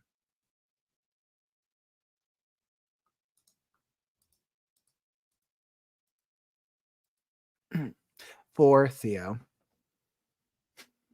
In the heart of a lush jungle, there lived an adventurous iguana named Iggy. One sunny morning, Iggy decided to embark on a new journey. As he wandered through the dense foliage, he came across a sparkling river that seemed to stretch endlessly. Intrigued, Iggy decided to follow the river upstream to see where it might lead. As he trekked along the riverbank, Iggy noticed a beautiful sapphire beetle shimmering in the sunlight. Mesmerized by its iridescent blue shell, Iggy gently captured the beetle in his claws, torn between wanting to eat it and being entranced by its beauty. Ultimately, he decided to release the beetle and follow it, feeling a strange connection to the creature. The sapphire beetle led Iggy to a small clearing where an old red frog sat on a large leaf. The frog, with its vibrant red skin and wise demeanor, warned Iggy of the dangers that lay ahead in the jungle. Beware, young iguana, the frog croaked. Jaguars and wild boars roam these lands. Stay vigilant to survive. Taking the frog's advice to heart, Iggy continued his journey with caution. He decided to take a short rest by the river, drinking deeply from the cool water to stay hydrated. Refreshed, Iggy climbed to a tall tree to get a better view of his surroundings. From his high perch, he spotted the sapphire beetle once again, this time resting on a beautiful, ripe fruit. Iggy enjoyed a bite of the fruit while observing the jungle below. As he scanned the landscape, Iggy noticed a wild boar basking in the sun, covered in mud. Nearby, a sleek jaguar was stalking the boar, ready to strike. Instinctively, Iggy's skin began to change color, blending seamlessly with the foliage.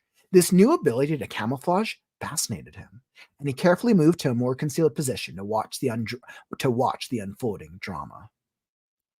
The jaguar pounced on the boar, claws and teeth bared. The boar, despite being wounded, fought back fiercely with its sharp tusks. Iggy watched him in awe as the battle raged on, each animal exploiting its strengths in a fight for survival. The boar's mud-caked hide provided some protection, while the jaguar's agility and power made it a formidable opponent.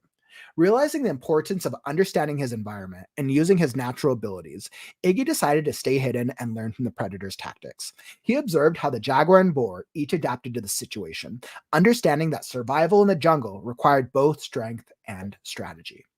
Eventually, Iggy felt it was time to move on. He carefully descended the tree, his red tinted skin blending into the background. The jaguar and boar were too focused on their battle to notice him slipping away. Safe and sound, Iggy reflected on his journey and the lessons he had learned. Iggy found a quiet spot to rest and chatted with the sapphire beetle, contemplating the beauty of their contrasting colors, sapphire blue and ruby red. He realized that his attempt to mimic the red dart frog's abilities had been misguided. His true strength lay in his own unique skills, such as his natural camouflage. With a newfound sense of confidence and self-acceptance, Iggy was ready for whatever adventures lay ahead. He had learned that embracing his own abilities and adapting to his environment were the keys to thriving in the jungle. Aw, that's like a cute little children's story. That's a cute little children's story. Thanks for submitting that.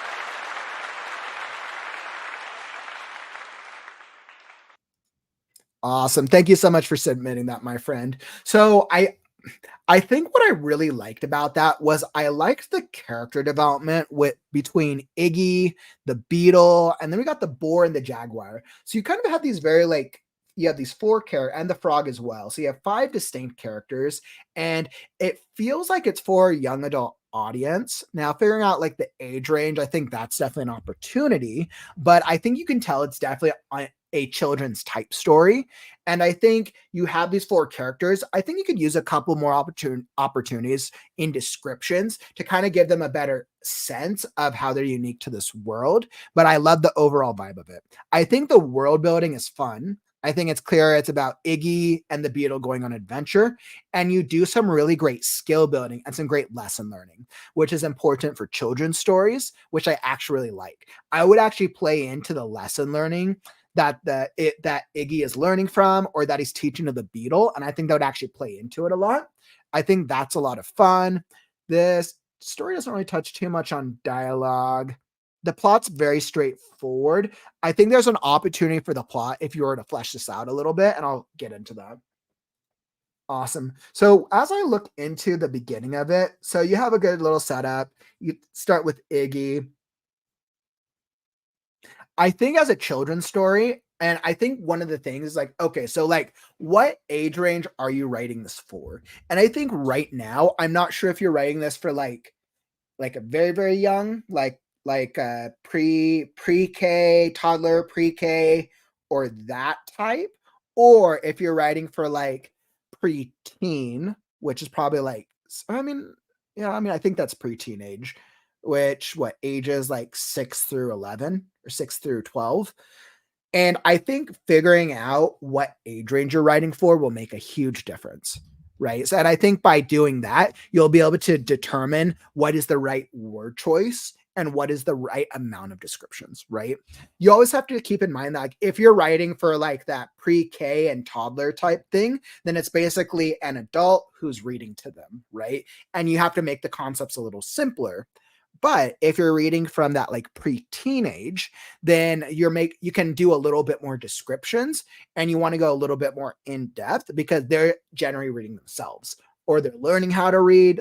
If it's that early age where they're still learning how to read or they know how to read, but they're still reading picture books. So, and then I think in the heart of a, so I think that'll help you determine how much description to give. One sunny morning, Iggy decided to embark on a new journey. As they wandered through the dense foliage, he came across a sparkling river that seemed to stretch endlessly.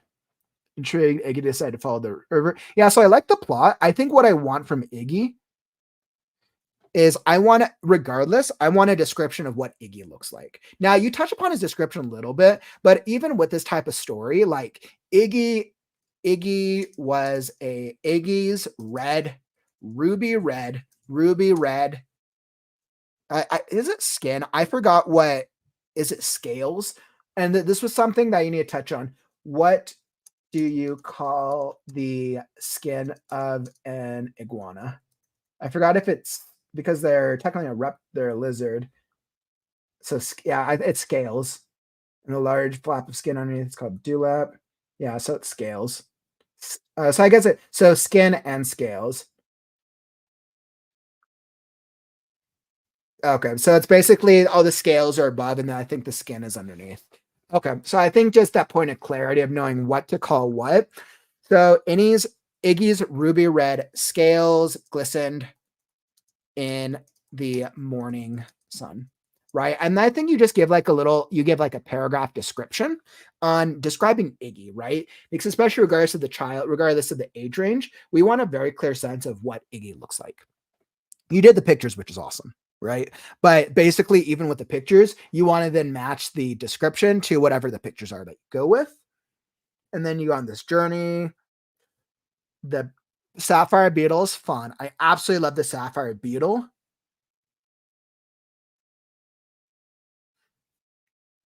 And I like that I think that's interesting that he decides to follow the beetle.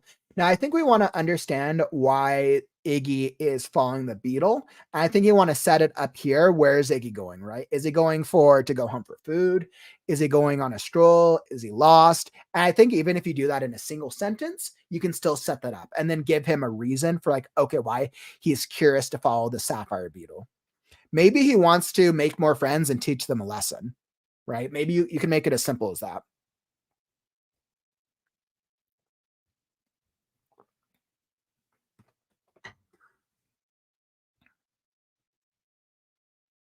I like that you had the frog give a warning.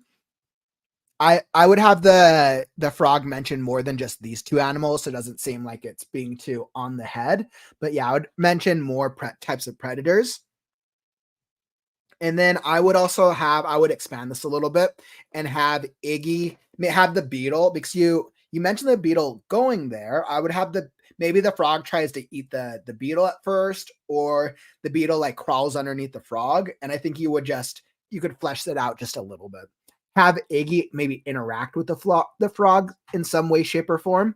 Or maybe you want Iggy to be a nameless character. Like that's fine. You don't have to have Iggy speak, but then why is the frog giving advice? Right. So we just want a little bit more depth there because it's good advice for this journey. Right. And then we go against these two predators, which is fun.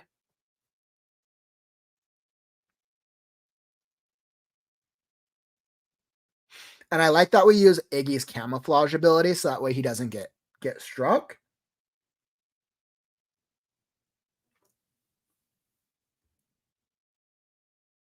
So this new ability camouflage. So has he never camouflaged before? If that is the case, if he's never used this camouflage ability, then maybe that's part of his journey, right? Maybe Iggy the iguana is the black sheep of the iguanas because he's not like the other iguanas. He doesn't have the camouflage that they do. He doesn't walk like they do. He doesn't look like they do. And this journey is him becoming the iguana that he's always meant to be.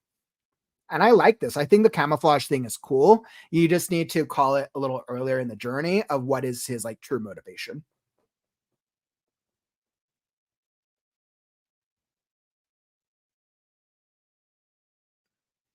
And I think in this moment, I think you could do this, but I think you should have one of the animals be like thrown into a bush by him, near him, and he almost gets called out and he almost gets caught. But even though he wants to help the wounded animal, he stays hidden and survives. Or maybe he has to, maybe the blue beetle almost gets stomped. So he has to go save the blue beetle from getting killed. That's another thing. And then after the battle, I would actually recommend from a plot perspective of adding a third thing that happens so that way it reinforces his learning journey. And this is another example of the rule of threes. I so his first thing was the frog. The second, I mean, technically you could say maybe the first thing was the beetle, but it kind of feels like he's going on this journey with the beetle. You could technically say it was the beetle, the frog, the beetle, the frog, then the predators. But if that is the case, then you need to have something happen to the beetle of having it be a key moment. Like the action right now is the frog action, the predator action, and then it needs like a third action, and it will further reinforce his learning journey at the end. The ending is cute. I actually like the ending with the color dynamic and his realizations. And then I would even include what you did earlier of offer like some more insight and some more key learnings of like, okay, this is a lesson you should learn from this story, like a moral. Children's stories tend to end off with a moral. So yeah, that's everything I got for you, my friend. Thank you so much for submitting it. It's a cute children's story. You probably did it as like a writing exercise of some type. If you wanted to flesh it out, this you could actually make this into a really fun children's story. Absolutely. Thanks for sharing, my friend. All right, beautiful. So let's see what the community had to say.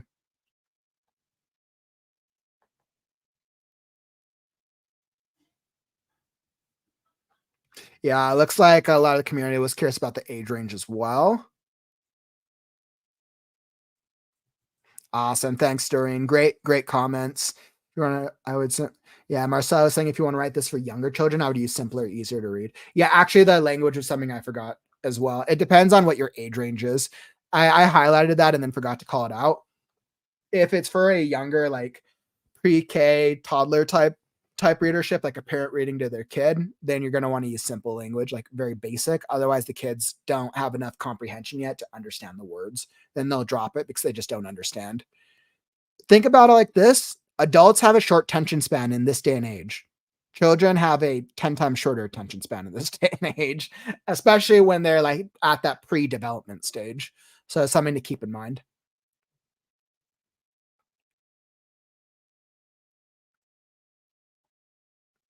I would also maybe have it that he uses camouflage to hide from a dangerous. Maybe the boy spots him and runs for him. That'll be more. Yeah, I agree. It's using it so that way he's like evading from the action. You had him hide before it started, but I think if you had the action like almost get to him and then him hide, it increases the tension and it'll up the stakes.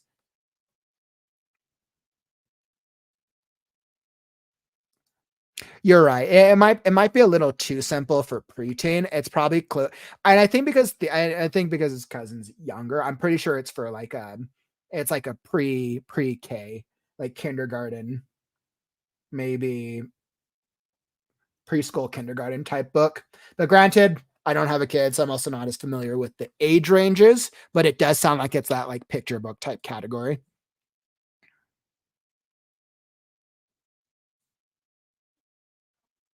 Yeah, that's what I was gonna say. It does feel like a preschool book. I think that vocabulary just needs to be toned down a little bit to match it.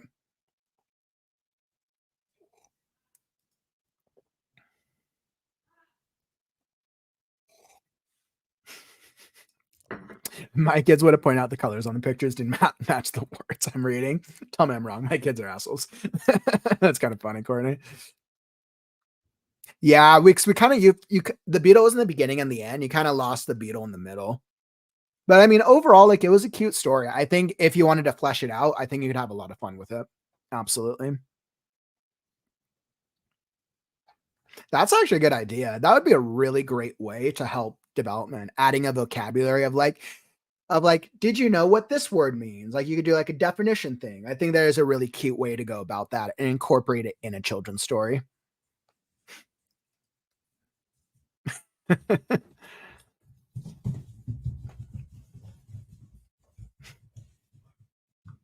Yeah, I think the community agrees. I think it would gain that sense of like a picture type book would be super cool, my man. All right, awesome. So thank you all for that. We had some absolutely great conversations and some really fun stories today. I feel like we got a bunch of different vibes. We did urban fantasy, romance, epic fantasy, a more high classic fantasy, and children's. So we actually got a nice little round out of a couple of different types of genres, which was fun. So yeah, that is awesome that we're hitting the 3 hour mark. And that brings us to creative writing on the morrow. Once again, if you're looking for something to watch next, down in the YouTube description is the playlist for the Reading Sprints for Storytellers. That's a playlist of the previous 26 episodes of the Story and Critique Show. So if there's any book excerpts you liked or heard today, go check out previous episodes. They're all in the YouTube descriptions for you to go check them out. Also, if you were interested in my coaching services that I mentioned earlier, I'm going to continue and finish updating the rest of that web page today. So I'm definitely going to take some of your feedback into consideration. I'll probably touch on it again tomorrow once it's in the final finish stage. But thank you so much for that. I really appreciate all your feedback, especially as I'm trying to kind of relaunch this like redesigned coaching program. So very much appreciated. And then tomorrow's live stream will be super exciting. On the Create Right Now podcast, it's going to be about turning off that internal critic and beating procrastination with mindset coach Mandy Contos. So we're going to be chatting about how do we stop that? How do we turn off the internal critic? How do we deal with that writer's block? I was like, I should go to the page for it. Let's see. So I'll pull up the page. So it's the next episode of the Create Right Now podcast. We're going to be exploring how do you stop that sabotager? How do you turn off that writing critic? How do you help yourself finish writing the book so you don't get sidetracked? Here we go. Perfect. So there's that. Awesome. So this is just the event page for tomorrow. So this is the next episode of the Create Right Now podcast as we look into turning off that internal critic, beating procrastination, and tuning out the noise. So that way we can do the best thing that we want to do, which is writing our books. So it's going to be a great conversation. Make sure to join us tomorrow. Our normal Sunday Create podcast time, 1 p.m. Pacific, 4 p.m. Eastern time. So I'll be here. We'll be here. Come join the fun. Perfect. And most importantly, like the stream on your way out. Let us know. Help us show the algorithms that writing streams are cool. All right. Very much appreciated, my friends. Thank you all for joining in the conversation. We had a great conversation today. Courtney, Mass Toaster, Marcella, WTC, Mary. Let's see. And then we had a couple, LeMay. We had a lot of great feedback. Marta, of course, Doreen. We had a lot, Anil. We had a lot of great feedback today. So thank you for being involved in the conversation. Really, really appreciate it. Talk about a great critique show episode. All right. And that, my friends, brings us to the end of the stream. Don't forget, words are wind, but stories are forever. I'm Kauffman, and I'll catch you on the morrow. Stay creative, writers.